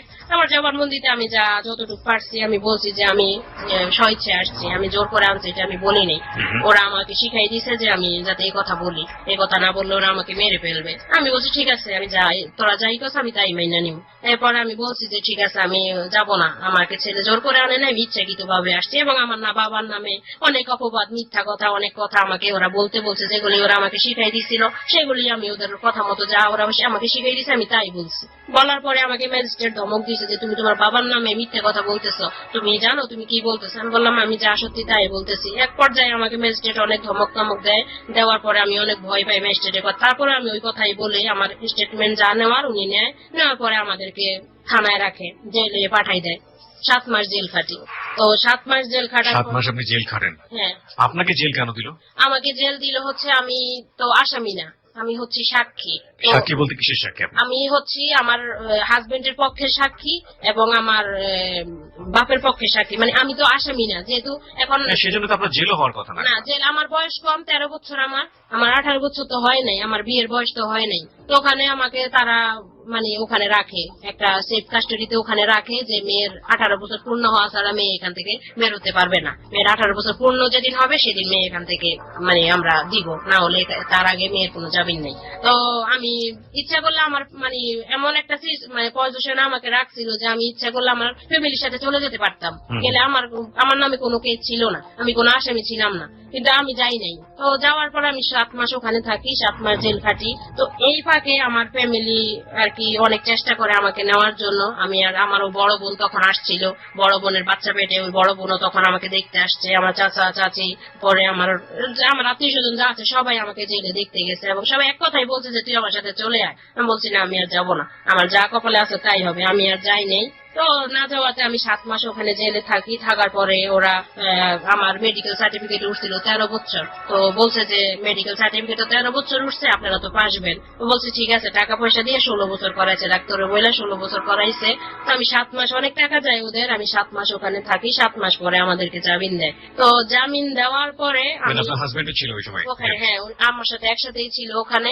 7 মাস পরে আমাদেরকে জামিন দেয়। জামিন দেওয়ার পরে আমি মানে ওদের বাড়িতে আমাকে নিয়ে যায়। ওদের বাড়িতে যাইয়া দেখি যে ওদের একটা ঘরও নাই, আমি যে থাকবো সেই ঘরটা ওদের নাই। তখন আমি বললাম আল্লাহরে আমি কি করলাম এটা। তো অনেক কান্নাকাটি করছি। ওদের বাড়িতে যেদিন যাই সেদিন আমার বাপের বাড়ির পাশ দিয়েই গেছিল 98 বন্যায়। তো তখন আর কি অনেক পানি ছিল সব জায়গায় জায়গায়। তো আমাদের বাড়ির রাস্তা দিয়ে আর কি ওরা নৌকা নিয়ে ঢোল বাজাইয়া সবকিছু কইরা মানে আমার ফ্যামিলিকে দেখাইছে যে দেখ আমরা মেয়ে নিয়ে আসছি, তোরা কিছুই করতে পারলি না, মানে এরকম করে আমার ফ্যামিলিরে হ্যাঁ কইরা ওরা আমাকে নিয়ে আসে ওখান থেকে। তো ওখানে আনার পর তো দেখি যে ওদের একটা ঘরও নাই। ওরা চাচাতো ভাইয়ের ঘরে আমার উঠায়, ওখানে থাকি প্রায় 1 বছর। ভালোই ছিল, 1 বছর ভালো ছিল, ভালোই আমার সাথে কথাবার্তা বলছে, ভালোই ছিল। 1 বছর পর ওর শুরু হয়েছে আমার উপর অত্যাচার। ওই আমাকে অনেক অত্যাচার করছে, আমার মারতো, গায়ে হাত তুলতো, আমাকে অনেক রকমের গায়ে হাত তুলতো, অনেক রকমের অত্যাচার করতো আমাকে। তো আমি অত্যাচার সহ্য করতে পারতাম না। এর মধ্যে ওদের মানে ওরা অনেক গরিব, নেহাত গরিব, মানে আমি ভাত খেতে পারতাম না। সকালবেলা অনেক কষ্ট করতাম, সকালবেলা ভাত নিয়ে ওদের কাড়াকাড়ি হইতো, মারামারি হইতো। ওরা হচ্ছে 2 ভাই, ওরা 4 বোন। ওর বাবা এবার 2 বিয়ে করছে, 2 বই আছে, আর ওরা হচ্ছে 2 ভাইয়ের 2 ঘরের সন্তান। তো আমার যার সাথে বিয়ে হয়েছে সে হয়েছে তার পরে যার সাথে আমার শ্বশুরের বিয়ে হয়েছে তার ঘরের সন্তান। তো এখন এগুলি নিয়ে ওদের মধ্যে প্রায় ঝগড়াঝাটি আমার সাথে হইতো। আমাকে ও কথায় কথা আমার গায়ে হাত তুলতো, কথায় কথা বলতো, বাবার বাড়িতে যা টাকা পয়সা মানে আমার যৌতুকের জন্য অত্যাচার করতো। পরে আমি শুনছি যে ও আমার উপর আমারে দিয়া ওদের সাথে আমাদের একটা শত্রুতা ছিল। শত্রুতা হচ্ছে আমার দাদা 16 বছর চেয়ারম্যান ছিল আমাদের এলাকায়। তো ওর দাদা ছিল, কিছুই ছিল না। ওদের মানে জমির উপরে দিয়ে আমাদের রাস্তা যাইতো, একটা রাস্তা করতে হবে, মানে এই রেশনারিটিকে কেন্দ্র করে আপনাকে বিয়ে করার টার্গেট করেছিল। হ্যাঁ। ওকে, আমরা এখানে একটা বিরতি নেব প্রিয় শ্রোতা। আমরা ব্যাকগ্রাউন্ডে আছি, কিন্তু ওনার যিনি আজকে এখানে কনফেস করছেন তার জীবনের ভুলটা কোথায়, তার জীবনের অপরাধটা কোথায়, যে কারণে তিনি আজকে জেবিএসবি আনসেন্সর্ড এর মতো একটা এপিসোডে, সেই জায়গাটাই আমরা আসতে চাই। আমরা ওনার বড় হয়ে ওঠা, ওনার একটা জীবনের একটা ভয়াবহতম একটা ভুল ঘটে যাওয়া ওনার জীবনে, এবং তারপর ওনার অপরাধে জড়িয়ে পড়া, বিষয়টা কিরকম নাকি অন্য কিছু, আমরা এই প্রশ্নের উত্তর খুঁজবো ছোট্ট একটা বিরতির পর। মাত্র 5 মিনিটের বিরতি। আপনারা শুনছেন আরজে কিবরিয়াকে on JBSB uncensored ABC radio FM 89.2 তে। 5 মিনিট পর ঠিক রাত 12টায় আমি আরজে কিবরিয়া আবারও ফিরছি। Royal Tiger Tree presents JBSB Uncensored. Royal Tiger Tree presents JBSB Uncensored. Recharge yourself. প্রিয় শ্রোতা, আপনাদের সবাইকে আরো একবার স্বাগত জানাচ্ছি রয়্যাল টাইগার ড্রিঙ্ক প্রেজেন্স যাহা বলিব সত্য বলিবতে। আর যে কিবরিয়া রয়েছে আপনার সঙ্গে এবং আমাদের সঙ্গে রয়েছেন শিউলি, তিনি কনফেস করছেন তার জীবনের অপ্রিয় সত্য জেবিএসপি আনসেন্সর্ড। এই ফাঁকে আপনাদেরকে বলতে চাই, যাহা বলিব সত্য বলিবর অত্যন্ত কাঙ্ক্ষিত বইটি যদি আপনি সংগ্রহ করতে চান, একটি মাত্র বই, যেটা আমরা নিয়ার অ্যাবাউট 250 এপিসোড, এতগুলো এপিসোডের মধ্যে আমরা একটা বইও বের করিনি। আপনাদের ভালোবাসায়, আপনাদের চাপাচাপিতে, আপনাদের চাওয়াতে আমরা একটা বই বের করেছি কিংবা করতে যাচ্ছি, যাই বলি না কেন।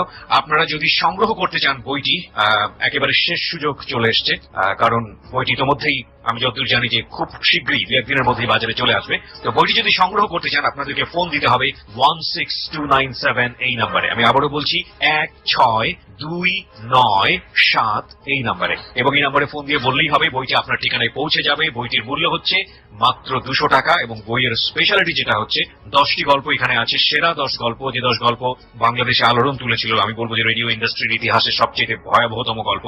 এবং এই গল্পগুলোর পাশাপাশি ইংরেজি অনুবাদও থাকছে, বাংলার পাশাপাশি ইংরেজি অনুবাদ। এটি মোটা একটা বই, এবং এই বইটি আপনি সংগ্রহ করতে চাইলে মাত্র 200 টাকা আপনাকে খরচ করতে হবে। আরেকটা বিষয় যেটা বলতে চাই, সেটা হলো যে জীবনে কোনো ভুল সিদ্ধান্ত নেবার আগে অবশ্যই এই বইটি অন্তত একবার প্রত্যেকেরই পড়ে দেখা উচিত।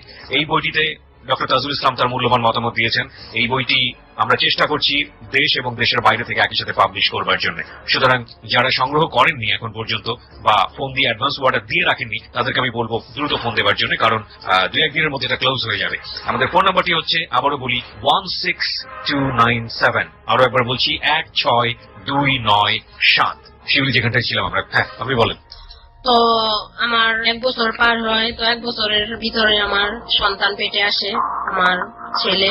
তখন আর কি আমি খাওয়া দাওয়া ঠিক মতো খাইতে পারতাম না, ঠিক মতো খাওয়া দাওয়া পাইতাম না, খাইতে চাইলেও পাইতাম না। ওদের ফ্যামিলিটা মানে খাওয়া দিতে পারতো না, ও ঠিক মতো কাজকর্ম করতো না, দিতে পারতো না। তো আমার ফ্যামিলিতে এগুলি সবসময় খবর পাইতো। আমার মা, ওই যে আমার মা তখন আমার নানার বাড়িতে আবার চলে গেছে। তো আমি ওখানেই থাকতেছি। তখন আর কি আমি যে একটা মেয়ে, আমি গর্ভবতী হয়েছি, আমি প্রথম, এটা তেমন একটা ওর কোনো ইয়া ছিল না। ও আমাকে খালি কথা অত্যাচার করতো, যে বাড়িতে যা, টাকা পয়সা নিয়ে আয়, এই সেই, এগুলি আমাকে সবসময় বলতো। তো আমাকে বললে আমি বলতাম, আমি তো ওখান থেকে চলে আসছি, আমি তো আর ওখানে কোনোদিন যেতে পারবো না, তো আমি কিভাবে আনবো? আমি তো ওদের কাছে এখনো চাইতে পারবো না, আমার সেই মুখ নাই, তুমি কিভাবে যাবো? বলে কিভাবে যাবি আমি জানি না, তুই ওখান থেকে টাকা পয়সা আনবি, এটা হচ্ছে বড় কথা। আমার টাকা পয়সা আইনা দে, আমি না হলে আমি তোকে রাখতে পারবো না। এরকম আমাকে অনেক ধরনের অত্যাচার আমাকে করতো।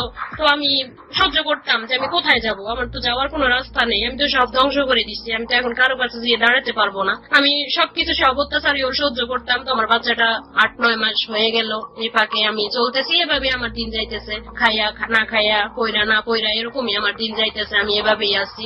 তো আমার সন্তানটা হলো, ভূমিষ্ঠ হলো, দুনিয়াতে আসলো। আসার পরে আমি, আমার ওই সন্তান পেটে থাকতো, আমাকে অনেক অত্যাচার করছে। ও আমাকে মানে মারার ওর কোনো সীমা ছিল না। ওই আমার এমন ভাবে মারতো, আমাকে একদিন মারলে আমি 5 দিনের শোয়া থেকে উঠতে পারতাম। আপনার হাজবেন্ড? হ্যাঁ। আমি, আপনার লেখাপড়াটা কি বন্ধ হয়ে গেল এই সময়? হ্যাঁ, আমার লেখাপড়াটা বন্ধ হয়ে গেছে।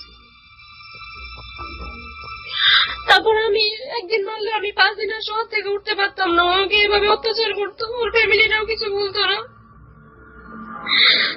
তারপরে আমি এখানেই থাকি, এভাবে চলতেছে আমার দিন। আমার ছেলেটা দুনিয়াতে আসলো, আমি সন্তানটা যেদিন ভূমিষ্ঠ হয়েছে সেদিন আমার ঘরে চাউল ছিল না, আমি 4-5 দিনের উপোস ছিলাম। তারপর 4-5 দিন পরে, ওই দিন যখন সন্তান ভূমিষ্ঠ হলো, তখন আমার পাশের একটা জাল ছিল, ও আমাকে 10 কেজি চাউল এনে দিয়ে গেছে, যে না খাইয়া মরে যাবি, বাইরে থাকলে একদিন দিতে পারবি, নিয়ে খাইয়া বাস। পরে আমি ওই চাউল রান্না করি। তারপরে আমার ছেলেটা আস্তে আস্তে বড় হচ্ছে। ছেলেটা হওয়ার 1 মাস পরেই ছেলেটা শ্বাসকষ্টের জন্য দম ফেলাইতে পারতেছে না। পরে ডাক্তারের কাছে নিয়ে যায়। ডাক্তার বললো যে আপনি কি আপনার স্ত্রীর কোনো আঘাত করছেন, যে সেই আঘাত এই সন্তানের গায়ে লাগছে? বললো যে না, আমি তো ওকে কোনো আঘাত করি নাই। তো বলছে না, আপনি না বললে কি হবে? পরে আমার জিজ্ঞেস করছে, আবার সত্য কথা বলেন তো, এরকম কিছু হয়েছে? তো আমি বলছি, স্যার আমার অনেক মারতো। হ্যাঁ, সেই মায়ের সব আপনার গায়ে তো লাগে না, সব তার গায়েই লাগছে। এখন ওষুধ খাওয়ান, আল্লাহ যদি ভালো করে। শ্বাসকষ্ট ছিল, আল্লাহ যদি ভালো করে তাহলে ভালো হয়, না হবে না হলে আর ভালো হওয়ার কোনো রাস্তা নেই। পরে ডাক্তারে ওষুধ দিল, বাচ্চারে আনলাম। ওর প্রতি সপ্তাহে ডাক্তারের কাছে নিতে হয়তো, অসুস্থই ছিল বেশি। যাক, এভাবে আমার সন্তানও বড় হচ্ছে, আমিও এভাবেই আমার দিন যাইতেছে, আমার অত্যাচারও চলতেছে। এভাবেই খানা খাইয়া আমি দিন কাটাইতাম, 5 দিন 6 দিন 7 দিন এরকম উপোস থাকতাম।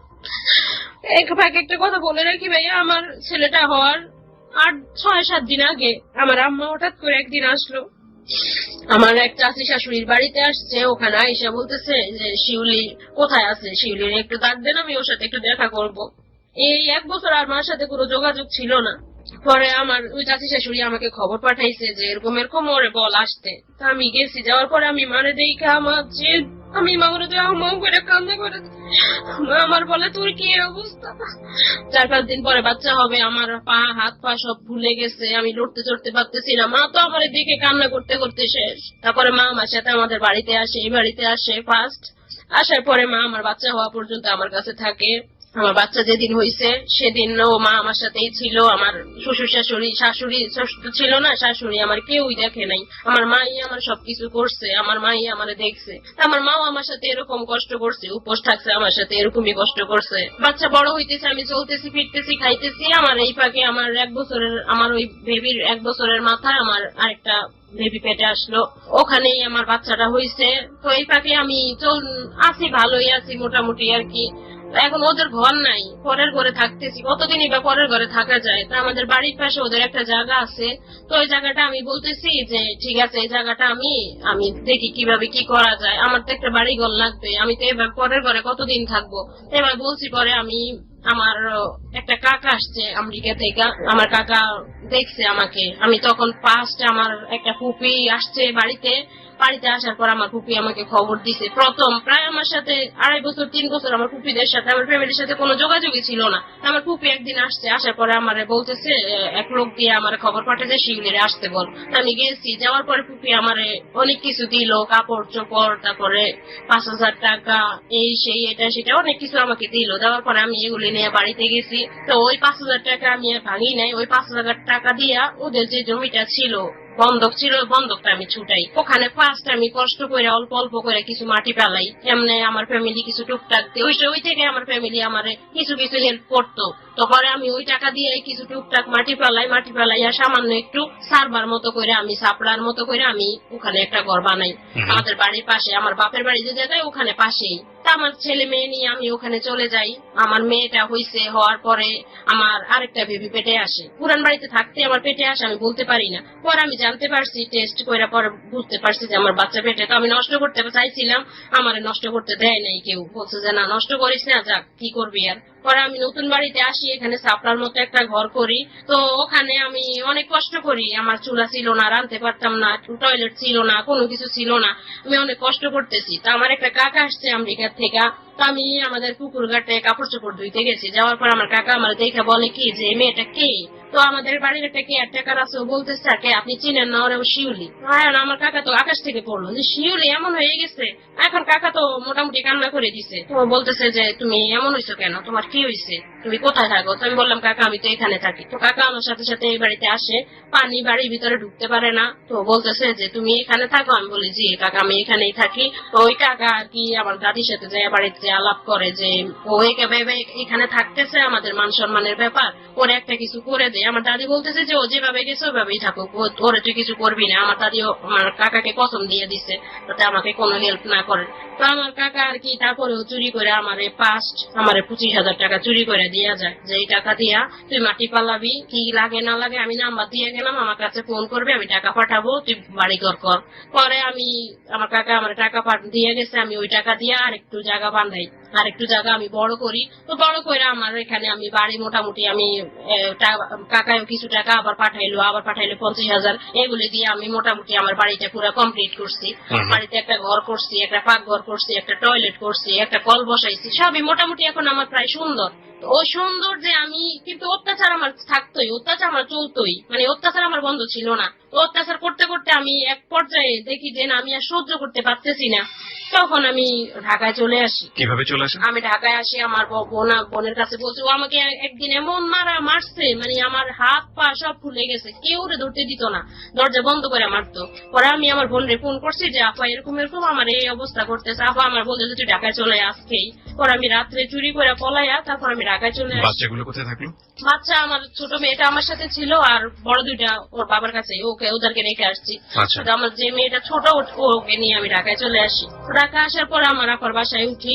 আমার আপার বাসায় উঠার পর আমার আপা আমাকে রাখে, আমার আপা আমাকে ডাক্তার দেখায়, চিকিৎসা করায়, সবকিছু করায়। করার পরে আমি আমার আপার ওখান থেকে আমি 1 মাস থাকি। থাকার পরে আমি 1 মাস পরে ভাইয়া আবার চলে যাই আমার সন্তানের টানে, যে আমার সন্তান তুই আমি থাকতে পারতেছি না, আমার সেই আবার আগের জায়গায় যাওয়ার পরে ওখানে ওই অত্যাচার আমার বন্ধ থাকতো না। ওই 1 মাস পরে গেছি, তারপরেও আমার অত্যাচার করতো। পরে এক পর্যায়ে ভাই আমি ডিসিশন নেই যে আমার এখানে সংসার হবে না, আমি চিরতরে এখান থেকে চলে আসবো। তারপর আমি চিরতরে এখান থেকে সম্পর্ক ছিন্ন করে ভাইয়া আমি মানে পালাইয়া আমি আবার ঢাকায় চলে আসি। ঢাকায় আমার বোনের বাসায় আসি, বোনের কাছে এখন বোনও আমাকে আর সাপোর্ট করে না। চলে আসছি আবার চলে যাই, এজন্য আমাকে বিশ্বাস করতে পারতেছে না। তো বোনের হাজবেন্ড আর এগুলি মানে নিতেছে না, তো বলতেছে, আমার বোন বললো তোরা আমি কোথায় রাখবো এখন। তো আমার বোন আমাকে একটা বাসায় কাজে দেয়, আমি ওখানে কাজের মেয়ের মতো থাকি, আমার মেয়েটারে নিয়ে ওখানেই থাকতাম। 1 মাস ছিলাম। তো আমার এই যে ওই আশাই আমি আবার চিটাগাঙ্গে চলে যাই। ওখান থেকে আমার চিটাগাঙ্গে একটা পুপি থাকে ফয়েজলিকে, ওখানে পুপির বাসায় চলে যাই, ওখানে পুপির কাছে থাকি। তো পুপির কাছে থাকা অবস্থায় আমার একটা ফুফাতো ভাই, ও হচ্ছে ডাক্তার, নাক কান গলার ডাক্তার। তো উনি খবর নিচ্ছে যে আমি কোথায়। তো পরে জানতে পারছে যে আমি চিটাগঙ্গে। আমার একদিন নাম্বার নিয়ে, আমার বোনের থেকে নাম্বার নিয়ে আমার ফোন দিয়েছে, ফোন দিয়ে বলতেছে যে তুই কোথায়। আমি বললাম ভাইয়া আমি তো চিটাগঙ্গে আছি। বলে আমরা সবাই ঢাকায়, তুই চিটাগঙ্গে কি করছ, তুই আজকেই ঢাকা আসবি। এই ফাঁকে আমার বুবু অসুস্থ, আমার দাদু অসুস্থ, আমার দাদুর হসপিটালে ভর্তি করাইছে। তো আমার ভাইয়া বললো নানু অসুস্থ, নানুর হসপিটালে ভর্তি করাইছে, তুই তাড়াতাড়ি ঢাকায় আয়। পরে আমি ঢাকা এসে পড়ি। ঢাকা এসে দাদু 9 দিন ছিল হসপিটালে, দাদুর কাছে 9 দিন থাকি। থাকার পরে ভাইয়া আমাকে কাশি খায়, আমাকে বললো যে আমি টাকা দিব, তুই একটা কাশি। তো আমার বোনের বাসায় আমাকে রাখে। আমার প্রতি মাসে আমার বোনকে 20,000 টাকা করে দিত। আমরা মা মেয়ে থাকতাম আমার বোনের বাসায় গেন্ডারিয়ায়। তো ওখানে আমার প্রতি মাসে ভাইয়া 20,000 টাকা করে দিত, এবং ভাইয়া আমাকে সিলাই, ব্লক, বাটিক, যুব উন্নয়ন ওখানে আমাকে ভর্তি করে দেয়। তো আমি এখানে থাকতেছি। থাকার পরে আমি আমার বোনের আসল রূপটা বুঝতে পারি। এখন আমি দেখতেছি যে আমার বোন আমাকে সহ্য করতে পারে না। আমার বোন আমাকেও আমার হাজবেন্ড অত্যাচার করতো, তার চাইতে বেশি অত্যাচার করতো আমার বোনে আমারে। পরে আমি ওগুলি মেনে নিতে পারি না যে আমার বোন কেন আমার সাথে এরকম, তো আমার মায়ের পেটের বোন, ও কেন আমার সাথে এরকম করবে। তো এক পর্যায়ে আমি ওখানে 6 মাস থাকি ভাই, এরকম করে আমার কথা হয়েছে আমি কাজটা শিখি। টাকা বড় কথা না, আমার কাজটা শিখে হয়েছে আগে। আমি যদি কাজটা শিখতে পারি আমি নিজে কিছু করে খেতে পারবো। এখন 6 মাস ওরা রাখছে, 6 মাস পরে ওরা রাখতে পারবে না, কারণ 6 মাস ভাইয়া টাকা দিছে 20,000 করে। এখন তো ভাইয়া 6 মাস পরে টাকা দিবে না, এখন তারা আর আমাকে রাখতে পারবে না। তো আমি কোথায় যাবো এই মেয়েকে নিয়ে। আমি আবার ভাইয়া দেশে চলে যাই। 8 মাস পরে আমি দেশে যাই।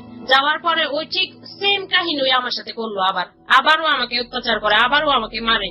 মানে ও আমাকে সহ্যই করতে পারে না। আমি বললাম যে আল্লাহ রে, আমি 8 মাস পরেও আসলাম সংসার জোড়া দেওয়ার জন্য, এই সংসার জোড়া নিবে না, আমার ভাগ্যে আর সুখ আল্লাহ বুঝি লেখে নাই। আমি অনেক কান্না করে আমি আমার মেয়েটাকে নিয়ে আবার ঢাকায় চলে আসি। ঢাকায় এসে আমার বোনের কাছে বলি, আমার বোনে আমাকে আবার কাজে লাগায় এক বাসায়।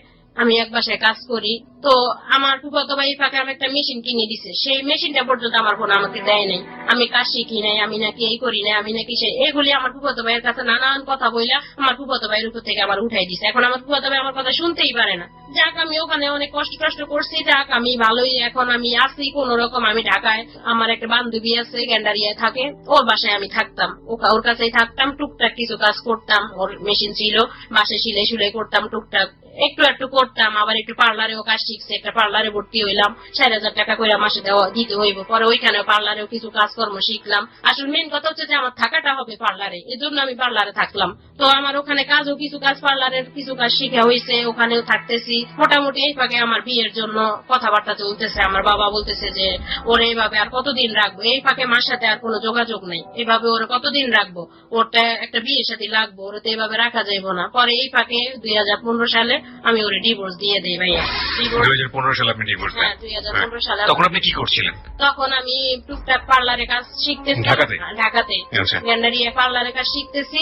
আর হচ্ছে পাশাপাশি আপনার সিলাই কাজটাও কিছু করতেছি আমার ওই বান্ধবীর মেশিনে। তো আমি চলতেছি মোটামুটি আর কি, আমি কোন রকম চলতে পারতেছি মেয়েটারে নিয়ে অনেক কষ্ট করে। তো আমি থাকতেছি, হঠাৎ করে আমার বাবা বলতেছে যে না, ওর তো একটা বিয়ে শাদী দিতে হবে, ওর বিয়ের জন্য দেখা দরকার, বিয়ের জন্য ছেলে দেখতেছে। তো এখন দেখতেছে এক পর্যায়ে বাবা মসজিদে নামাজ পড়তে গেছে, এখন একটা ঘটকের সাথে বাবার সাথে দেখা, পাশে আসে দেখা দেখি হয়, কথাবার্তা হয়, এই ফাঁকে আমার বিয়ে ঠিক হয়ে যায়। 15-20 দিন পরে আমার বিয়েটা হয়, সেপ্টেম্বর মাসের 15 তারিখে আমার বিয়ে হয়। বিয়ে হওয়ার পরে আমি আমার হাজবেন্ডের বাসায় চলে যাই। হাজবেন্ড একা একাই থাকে, ওর বোনের বাসায় আমি যেখানে এখন আছি, ওটা হচ্ছে ওর বোনের বাড়ি, 3 তলা বাড়ি হেদের। তো আমরা 5-6 তলা বাড়ি, আমরা 4 তলায় থাকি, আমার ননসেরা 3 তলায় থাকে। তো ওর বোনের ওখানে বিয়ে যেদিন হয় ওই দিন রাত্রেই ছেলে আমাকে ওই বাড়িতে নিয়ে যায়। তো যাওয়ার পরে ওখানে আমরা থাকি।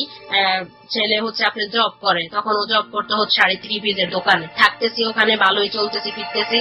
আমার আম্মা ফেব্রুয়ারি মাসের 16 তারিখে অ্যাক্সিডেন্ট হয়। অ্যাক্সিডেন্ট আমার বলতেছে আমার বোনে যে এরকম আম্মা অ্যাক্সিডেন্ট হয়েছে। আমি বললাম কিভাবে? বললো যে ছাদের থেকে পড়ে গেছে, পা ভেঙে গেছে, এখন ওনার এক হসপিটালে রাখছে, হয়তো পঙ্গুতে পাঠাই দিব, রাখবো না ওইখানে। আমি বললাম ঠিক আছে। এখন আমার বোনে আমাকে বলতেছে যে তোর কাছে যদি আমি তো আর যেতে পারবো না, আমার ছেলে মেয়ে আছে, পরীক্ষা চলতেছে ওদের, তুই যাবি আম্মুকে আনতে, কিন্তু আনবি যে তুই যদি যদি তোকে 2 লাখ টাকা দেয়, তোর মামারা যদি 2 লাখ টাকা দিতে রাজি হয়, তাইলে আমার কাছে যাবি, নাইলে আমার কাছে যাবি না। আমার বোনে আমাকে বলতেছে। বললাম এটা কেমন কথা বললি? এটা হচ্ছে মা, এটার সাথে তো কোনো লেনদেন হয় না, এটা কেমন কথা বললি? আমি তো 2 লাখ টাকা তাদের হচ্ছে বোন আর আমাদের হচ্ছে মা, তারা এই 30 বছর পর্যন্ত করছে, এখনো তারা করবো, তা আমরা সন্তান, আমাদেরকে কিছু করার নাই? পরে আমার বোনের এই কথা বলছে, পরে আমার বোন বলতেছে যে না, তাহলে তারা আমাদের গানের উপর উঠাই দিব, আমরা টাকা পয়সা খরচ করতে পারবো না। যদি 2 লাখ টাকা দেয় তাহলে কি আনবি, না হলে এই রুগী ধরবিও না, যাবিও না। তারপরে বলছে, আমি কাছে দেখা যাক, আমি 2 লাখ টাকা চাইতেও পারবো না, আমি কিন্তু যাবো। আমার মা, আমি এটা সহ্য করতে পারবো না, যেটা আমি জানি আমার মা আমার জন্য কষ্ট করছে, আমি কেন মাকে টাকার বিনিময়ে আমি আমার মাকে দেখতে যাব না? আর আমি কোনো কথা শুনি না ওর। আমি বিকেলবেলা আমার মামা আমাকে ফোন দেয়, ওরে অনেক ফোন দেয়, ওরা পঙ্গুতে আনছে আমার মামারা, পঙ্গুতে আইনে আমার ছোট মামা রক্ত দেয়, আমার মামতো ভাই রক্ত দেয় আমাকে, রক্ত দিয়ে সবাই হসপিটালে ভর্তি করায় টরায়। বিকেলে আমার মামা আমাকে ফোন দেয়, ফোন দিয়ে বলে কি যে এরকম তোরা কি কেউ আসবি না নাকি, আমরাই খালি আমাদেরই ঠেকা, আমাদের বোন, তোদের কোনো দায়িত্ব নাই। পরে আমি বলছি মামা আমি কি করব? তখন আমার হাজবেন্ডের জব ছিল না, আমার হাজবেন্ড বেকার ছিল। পরে আমি বললাম কি করবো? পরে বল তুই আয়, তুই এক নজর তোর মানে দেখা যা, তোদের কিচ্ছু করা লাগতো না, তুই শুধু হসপিটালে আয়। পরে আমি বলছি যে মামা আমি যে যাবো, আমার কাছে ভাড়ার টাকাটাও নাই। পরে মামা বলল ঠিক আছে তুই আয়, আমি ভাড়া দিব। পরে আমি গেছি একটা জিএনজি নিয়ে, এখান থেকে আমি আমার হাজবেন্ড আমরা দুইজনেই সন্ধ্যার সময় আমরা গেছি পঙ্গু হসপিটালে। যাইয়া দেখি মা ব্রেন ঠিক নাই, মা পাগলের মতো বকতেছে, কিন্তু আমাদেরকে ঠিকই চিনছে, চিনছে, আমার হাজবেন্ড তো আর দেখে নাই, ওকেও দেখছে। দেখা ওরা অনেক দোয়া টোয়া করলো, আমাদের ধরে অনেক কান্নাকাটি করলো। তো পরে বলছি মা কান্নাকাটি করেন না। তারপরে মানে বুঝানোর পরে মামারা খালারা সবাই বলতেছে যে এখন কি করবি, কে থাকবো ওনার কাছে? পরে আমি বলছি ঠিক আছে, আপনারা এতদিন পর্যন্ত আপনারা দৌড়াদৌড়ি করছেন, আপনারা বাসায় যান, আমি থাকি। তো আমি আমার হাজবেন্ড রাতে থাকলাম। মামা যাওয়ার সময় আমার 4,000 টাকা 3,000 টাকা দিয়ে গেছে যে খরচ লাগলে, যদি খরচ লাগে খরচ করিস। আমার মামা বাসায় চলে যায়, আমার মামা থাকে বনশ্রীতে আর খালা থাকে মোহাম্মদপুরে। খালা চলে যায়, মামারাও সবাই চলে যায়। যাওয়ার পরে আমি আমার মার কাছে রাত্রে থাকি, পরের দিন সকালবেলা মার থাকা, মানে এভাবে আমার বাসা থেকে হসপিটাল আমি প্রত্যেকদিন এভাবে মার কাছে আসা যাওয়া করতেছি। আমার বাসা হাসনাবাদ, এখান থেকে আমি পঙ্গু হসপিটালে যাই প্রত্যেকদিন। আমার হাজবেন্ড আমি আসা যাওয়া এভাবে করতেছি। এভাবে 8 দিন পর্যন্ত থাকলাম মার কাছে, আমি থাকলাম, আগাদারে কেউ থাকলো না। থাকার পরে এখন মামার বলতেছি কি যে মামা আমি তো পারবো না, আমার বাসা অনেক দূরে, তো মামা আপনি এক কাজ করেন, ডাক্তারের সাথে কথা বলে ওনাকে আমার বাসায় দিয়ে দেন, আমার বাসায় যদি হয় মামা আমি আমার বাসায় নিয়ে যাই। তো মামা বলতেছে ঠিক আছে তাইলে তোর বাসায় দিয়ে দিব, ডাক্তারের সাথে কথা বলি। এখন এমন অবস্থা হয়েছে ওনার চিল্লানের জন্য কেউ ঘুমাইতে পারে না, এমন চিল্লাই কেউ ঘুমাইতে পারে না, খালি আবুল তাবুল বকতেছে। তো ডাক্তারের পরের দিন আসার পরে ডাক্তার বলছে ঠিক আছে আপনারা বাসায় নিয়ে যান, 1 মাস পরে নিয়ে আসেন আবার। তো মায়ের পায়ে রড ঢুকাইছে, আরেক পায়ে আপনার ব্যান্ডেজ করে রাখছে। তো এখন বলতেছে যে একটা বেড কিনতে হবে, কারেন্টের বেড, ওইটা দিলে ফুলবে, ওই বেডটা কিনতে হবে। 4,000 টাকা দিয়ে মামা ওই বেডটা কিনে আনছে, কিনা সবকিছু ইয়া করে মামা সহকারে আমাদের বাসায়, আমার মামা সহকারে আমাদের বাসায় আমি নিয়ে আসছি। যেদিন নিয়ে আসছি ওই দিন রাতে মারে আমি একটা আলাদা একটা রুমে মারে সুন্দর করে ওখানে সেট করে দিয়ে দেই, আর আমরা এক রুমে আলাদা এক রুমে আমরা থাকি। তো আনার পরে মার বুঝি না আমার সাথে যে কেন এমন কি করেছেন উনি, সেটাই হচ্ছে আজকের জিবিএসবি আনসেন্সর্ড এর মূল জায়গা। আমরা সেই জায়গাটাই ফিরবো। তার আগে ছোট্ট আরেকটা বিরতি নিতে হবে প্রিয় শ্রোতা, মাত্র 4 মিনিটের বিরতি।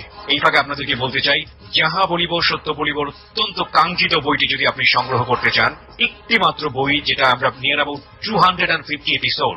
এতগুলো এপিসোডের মধ্যে আমরা একটা বইও বের করিনি। আপনাদের ভালোবাসায়, আপনাদের চাপাচাপিতে, আপনাদের চাওয়াতে আমরা একটা বই বের করেছি কিংবা করতে যাচ্ছি, যাই বলি না কেন। আপনারা যদি সংগ্রহ করতে চান বইটি, একেবারে শেষ সুযোগ চলে এসছে, কারণ বইটি ইতিমধ্যেই আমি যতদূর জানি যে খুব শীঘ্রই 2-1 দিনের মধ্যেই বাজারে চলে আসবে। তো বইটি যদি সংগ্রহ করতে চান, আপনাদেরকে ফোন দিতে হবে 16297 এই নাম্বারে। আমি আবারও বলছি 16297 এই নাম্বারে, এবং এই নাম্বারে ফোন দিয়ে বললেই হবে বইটি আপনার ঠিকানায় পৌঁছে যাবে। বইটির মূল্য হচ্ছে মাত্র 200 টাকা, এবং বইয়ের স্পেশালিটি যেটা হচ্ছে 10টি গল্প এখানে আছে, সেরা 10 গল্প, যে 10 গল্প বাংলাদেশে আলোড়ন তুলেছিল। আমি বলবো যে রেডিও ইন্ডাস্ট্রির ইতিহাসে সবচেয়ে ভয়াবহতম গল্প, এবং এই গল্পগুলোর পাশাপাশি ইংরেজি অনুবাদও থাকছে, বাংলার পাশাপাশি ইংরেজি অনুবাদ। এটি মোটা একটা বই, এবং এই বইটি আপনি সংগ্রহ করতে চাইলে মাত্র 200 টাকা আপনাকে খরচ করতে হবে। আরেকটা বিষয় যেটা বলতে চাই, সেটা হলো যে জীবনে কোনো ভুল সিদ্ধান্ত নেবার আগে অবশ্যই এই বইটি অন্তত একবার প্রত্যেকেরই পড়ে দেখা উচিত। এই বইটিতে ডক্টর তাজুল ইসলাম তার মূল্যবান মতামত দিয়েছেন। এই বইটি আমরা চেষ্টা করছি দেশ এবং দেশের বাইরে থেকে একই সাথে পাবলিশ করবার জন্য। সুতরাং যারা সংগ্রহ করেননি এখন পর্যন্ত, বা ফোন দিয়ে অ্যাডভান্স অর্ডার দিয়ে রাখেননি, তাদেরকে আমি বলবো দ্রুত ফোন দেওয়ার জন্য, কারণ 2-1 দিনের মধ্যে এটা ক্লোজ হয়ে যাবে। আমাদের ফোন নাম্বারটি হচ্ছে, আবারও বলি, 16297। আরো একবার বলছি, 16297। ফিরে আসছি ঠিক 4 মিনিট পর। Royal Tiger Tree presents JBSB Uncensored. Royal Tiger Tree presents JBSB Uncensored. Recharge yourself. প্রিয় শ্রোতা, আরো একবার স্বাগত। শুনছেন এবিসি রেডিও এফএম 89.2। আমি আরজি কিবরিয়া রয়েছে আপনার সঙ্গে।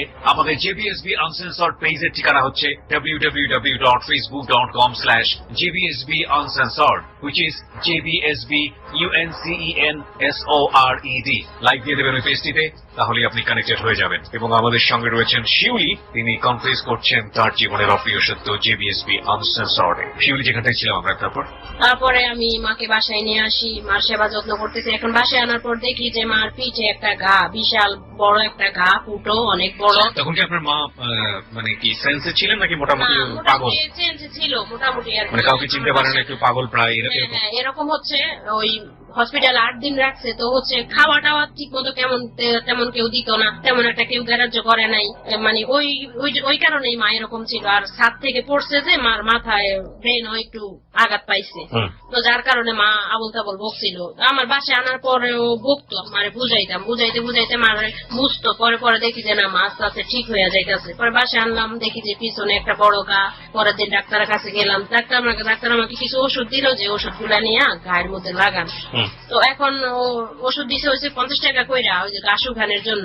আমার আইনে একটা ওষুধ খাওয়াইছি, খাওয়ানোর পরে আমার ঘুমি কইরা সব মনে করেন বাসায় আলাইছে। আমার হচ্ছে অনেক বিশাল বড় একটা অপারেশন ছিল আমার পেটে। আমি ওই অপারেশনের জন্য আমি কোনো কাজই করতে পারতাম না। অপারেশনের 3 মাস 6 মাস ডাক্তার বলছে ভারী কোনো জিনিস নিতে না। ওই 3 মাস পরে মারে নিয়ে আসছি, 2 মাস পরেই। তো এখন আমি মার দায়িত্ব নিয়েছি ঠিকই, মায়ের দায়িত্ব আমি কিভাবে পালন করবো, আমি তো করতেই পারি না। তো আমি মাকে বুঝাইয়া সুঝাইয়া বলতাম, মাও বুঝতো যে আমার মেয়ে কষ্ট করতেছে, এটাও মা বুঝতো, কান্নাকাটি করতো। তো আমি পরে গাড়িটার জন্য মার ভূমি কইরা সব ভরাই আলাইছে। পরে আমি সব কিছু আবার পরিষ্কার কইরা মারে নতুন করে আবার বেড টেড দিয়া মারে আবার দিছি। দেওয়ার পরে এখন আমার হাজবেন্ডও অনেক করতো আমার মার জন্য, অনেক করছে ও। তো আমি আমার মার তো মানে ডাক্তার বলছে যে 1 মাস সোজা উনি সোজাই থাকবো, ওনার কোনো বেকা জোকা কিচ্ছু করতে পারবেন না। 1 মাস সোজাই রাখছিলাম। 1 মাস পর্যন্ত মা সেবা যত্ন 1 মাস করছি। এ ফাঁকে মামারা টাকা যেদিন মামা দিয়ে গেছে, ওই দিন মামা আবার আমার হাতে 4000 টাকা দিয়ে গেছিল। দিয়া বলছে যে আমার বোনের যা যা লাগে সব খরচ করবি। 1 মাসের মাথায় মামা আবার 10,000 টাকা দিব। মানে এখন আমার মা বলছে ফোন করে যে তুই হসপিটালে নিয়ে আয়, আসলে বুবুরে দেখাই দুখাইয়া তারপরে টাকা টুকা যা লাগে দিমু। মানে 1 মাস ছিল, থাকার পরে মারে আবার নিয়ে গেলাম মেডিকেলে, পঙ্গুতে নিয়ে গেছি। নেওয়ার পরে এরা এক্সরে করে দেখছে, প্লাস্টার খুইলা, যে মার পায়ের ইয়েটা জোড়া নেয় নাই এখনো। তো ডাক্তারে বলছে যে আপনি বাড়িতে বাসায় নিয়ে এই রডটা কোনো একটা ডাক্তারখানায় নিয়ে রডটা খুলে ফেলবেন 1 সপ্তাহ পরে, আর আগামী মাসে আবার নিয়ে আসবেন। তো এখন আমরা থাকি 4 তলায়, মানে নামাইতে অনেক কষ্ট হইতো, উঠাইতে অনেক কষ্ট হইতো। তো আমার হাজবেন্ড একা পারতো না, 3-4 জন লোক লাগতো। এমনি কইরা কইরা মারে আনা নেওয়া করতাম, আর ওই ঘাট জন্য অনেক টাকা পয়সা খরচ করছি। তো হসপিটালে নিয়ে গেছি, নেওয়ার পরে মামারা চিকিৎসা করাইয়া মামায় আবার ওই দিন আমার হাতে 4,000 টাকা দিল। দেওয়ার পরে আমি বাসায় নিয়ে আসছি, মারে ভালোই মারে চলতে খাওয়াইতেছি, পড়াইতেছি, করতেছি। তো মা এমন কিছু কাজ করতো যে কাজের কারণে মার গায়ে আমার হাত তোলাও। মা মার প্রস্রাবের নাল দিছিল, মা ওই প্রস্রাবের নাল জিদ করে খুলে ফালাইতো, আমার সাথে জিদাজিদি করতো। মানে আমি একটু হয়তো খাওয়া দিতে একটু দেরি হইতেছে বা আমি অন্য কোনো কাজ করতেছি, মার কি মানে মা কেমন জানি করতো। তো মাকে বুঝাই, ছোট বাচ্চাদের মতো। তো মা নালটা খুলে ফেললে আমি রাত্রে সুন্দর করে প্রস্রাব ফালাইয়া আমি খালি করে দিতাম। সকালবেলা উঠা দেখি যে পুরা ঘর মানে করেন সব ফার্নিচার ফুর্নিচার সব ভরে গেছে পুরা ঘরে ফ্লোরের মধ্যে। পরে মারে বকতাম যে কেন তুমি এভাবে করো, কি লেগে করো। মা কিছু বলতো না, যে পড়ে গেছে, অস্বীকার করতো যে আমি কিছু করি নাই, এমনি খুলে গেছে, আমি কিছু করি নাই। ওই না একটা নাল লাগাইতে 200 টাকা লাগতো, একটা নার্স আইনা লাগাইতে, ওই নালটা খুলে ফেলাইতো পুরা। তো মারে বুঝাইতাম, বুঝাই শুনে রাখছি। তো ডাক্তারের কাছে মারে নিছি, ডাক্তার বলছে যে 1 মাস পরে আবার নিয়ে আসবেন। আমি মা এমনি মার সাথে আমার দিন যাইতেছে।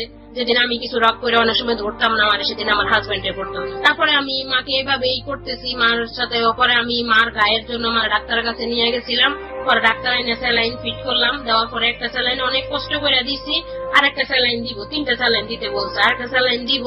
ডাক্তারের বইলে আবার একটা স্যালাইন আনাইলাম, আনাইয়া স্যালাইনটা দিয়া মাত্র ডাক্তার মনে হয় 10 পাওয়া যায় নাই, স্যালাইনটা খুলে ফেলাইছে।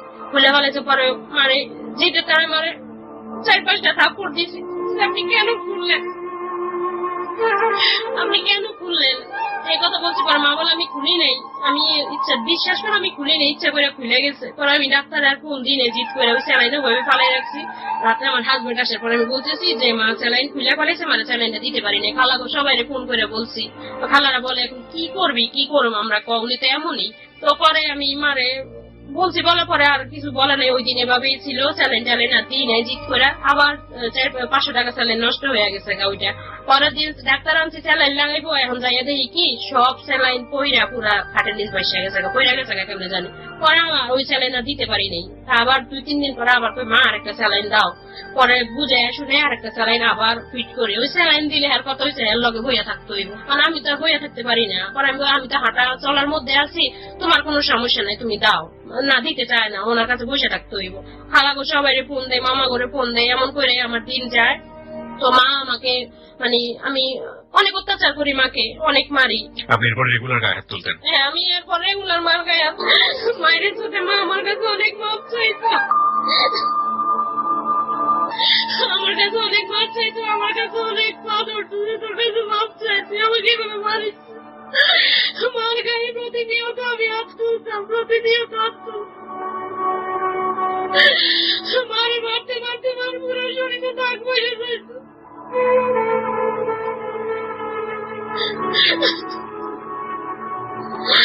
মা চোখের বাড়ি মালাইতো, মা চুপ করে রাখতো, কিছু বলতো না। মারে এবারে প্রতিনিয়ত আমি মারে, প্রতিনিয়ত মারে, এবার বাচ্চাদের করে।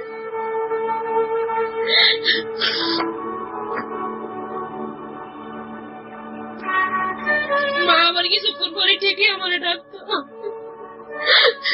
আমাকে বলতো আমি তোর অভিশাপ দিইনি।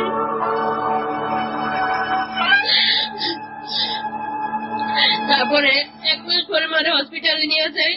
হসপিটালে নিয়ে গেলে মামার কাছে মা বলে আমারে মারে, মামা আমারে বলে গায়ে হাত তুলিস না, তোর কাছে হাত হয়তো 2টা হাত ধরেছি, আমার বোনটারে মারিস। তারপরে মারে ওখানে পলাস্টার খুলে দেয়, আর ওয়াকার দেয়। ডাক্তার বলছে যে মা আর কোনোদিন হাঁটতে পারবে না, মা যতদিন বাঁচে এভাবেই থাকবো। তারপর মানে নিয়ে আসি আমার হাজবেন্ড আমাকে অনেক বলে যে তুই কেন তোমার মায়ের এরকম অত্যাচার করো, উনি এভাবে মারতে মারতে যদি আমার পাশে পড়ে যায় তাহলে আমি জেল কাটু। পরে আমার বাসায় নিয়ে আসি, বাসায় আনার পর এভাবেই প্রতিদিনই মার সাথে অত্যাচার করতাম, প্রতিদিনই মার সাথে খারাপ ব্যবহার করতাম। খারাপ ব্যবহার করতে করতে মা আমার কাছে খালি মাপ চাইতো, মারতে গেলে মারে ঝাড়ু দিয়ে পিটাইতাম, মার গায়ে হাত তুলতাম।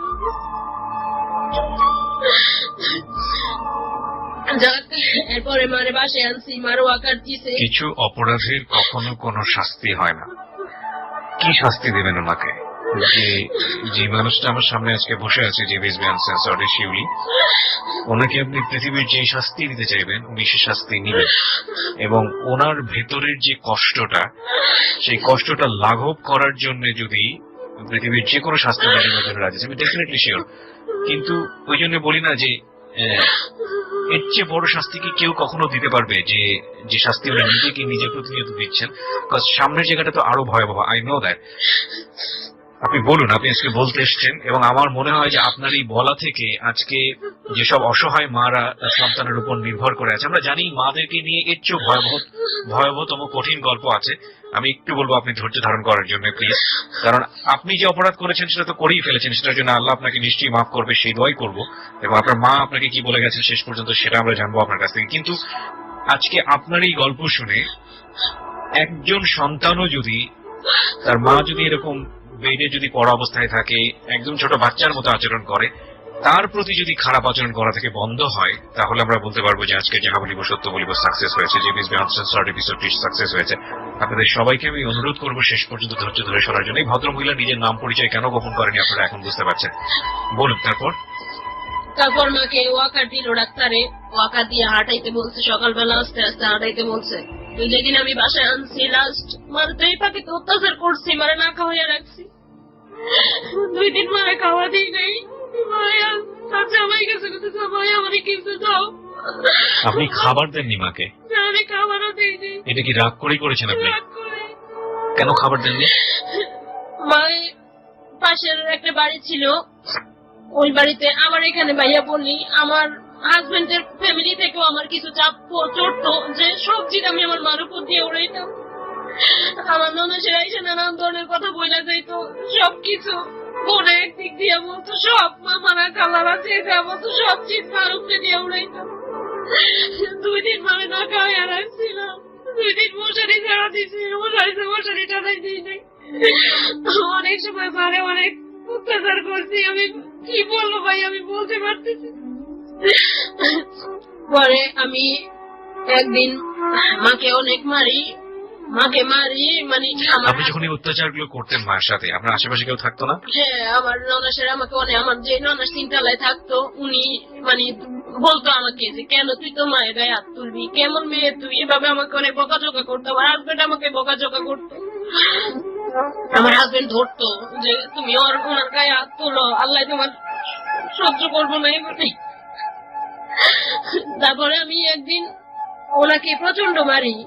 আমার হাজবেন্ডের সাথে আমার একটু কথা কাটাকাটি হয়েছিল, হওয়ার মধ্যে মানে উনি মধ্যে দিয়ে কি একটা কথা বলছে, আমার মনে নাই এখন। বলার পরে আমি বললাম যে তুমি কেন এর মাঝে কথা বলতে গেলা, তুমি কেন বলবা এই কথা বলে। আমি একটা ঝাড়ু ছিল, ইচ্ছা মতো মানে ঝাড়ু দিয়ে পিটাই, দরজা দরজা বন্ধ করে আমারে মারছে।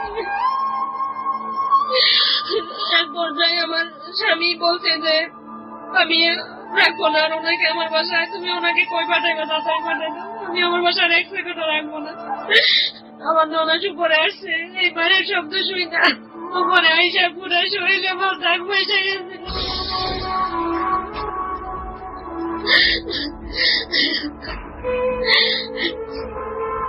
পরে আমি মার ওই দিন মানে না খাওয়াইয়া রাখছিলাম পুরো দিন, না খাওয়াইয়া রাখে মা কিচ্ছু খাইতে পারে নাই, মা পেটে কি যায়। তারপরে আমি মারে ওই দিন মারার পরে পরের দিন আমার হাজবেন্ড অনেক বুঝে শুনে আমাকে আবার মানে খাওন দেই, মানে ইয়ে করি। পরের দিন বলতেছি যে আপনার ডাক্তার ওয়াকার দিছে, আপনি ওয়াকার ধরে একটু দাঁড়ান, একটু ওয়াকার ধরে দাঁড়ান, এভাবে শুয়ে থাকেন কেন। বলতেছি ঠিক আছে, আমি ওয়াকা ধরে, আমার ভয়ে ওয়াকা ধরে ধরে দাঁড়াই থাকতো, দাঁড়াইতে পারতো না, তারপরেও দাঁড়াইতো মায়ের ভয়ে।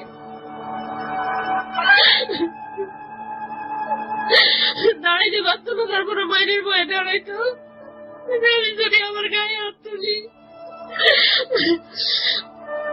তারপরে ও আঘাত ধরে দাঁড়াইছে, এখন ওনার 4-5 দিন ধরে পায়খানা হয় না, বলতেছে যে আমার বাথরুম হয় না, আমি কি করব? আমি বলতেছি যে ওষুধ আইনা দিয়েছেন, ওষুধটা খাওয়ানোর পরে মার রাত্রে অনেক বাথরুম হয়। পরের দিন আমি বলছি কি মা, যদি বাথরুমে ধরে আমার ডাক দিয়েন, আমি আপনার উঠাইয়া বাথরুম করামু। উনি আর ডাক দেয় নাই, ভয়ে নাকি না আমার ঘুমের নষ্ট হইব তার জন্য জানি না। ভয়ে যেভাবেই হোক আমাকে আর ডাক দেয় নাই। পরের দিন এখন উঠছি, উঠার পর যে আমি গন্ধে লেগে বাসে থাকতে পারতেছি না। পরে আমি ওনারে ধইরা আনছি, বাথরুমে আনছি, আইনা বাথরুমের মধ্যে ঠেলে আমি ফেলাই দিয়েছি। বাথরুমে রেখে ইচ্ছে মতে মারছে।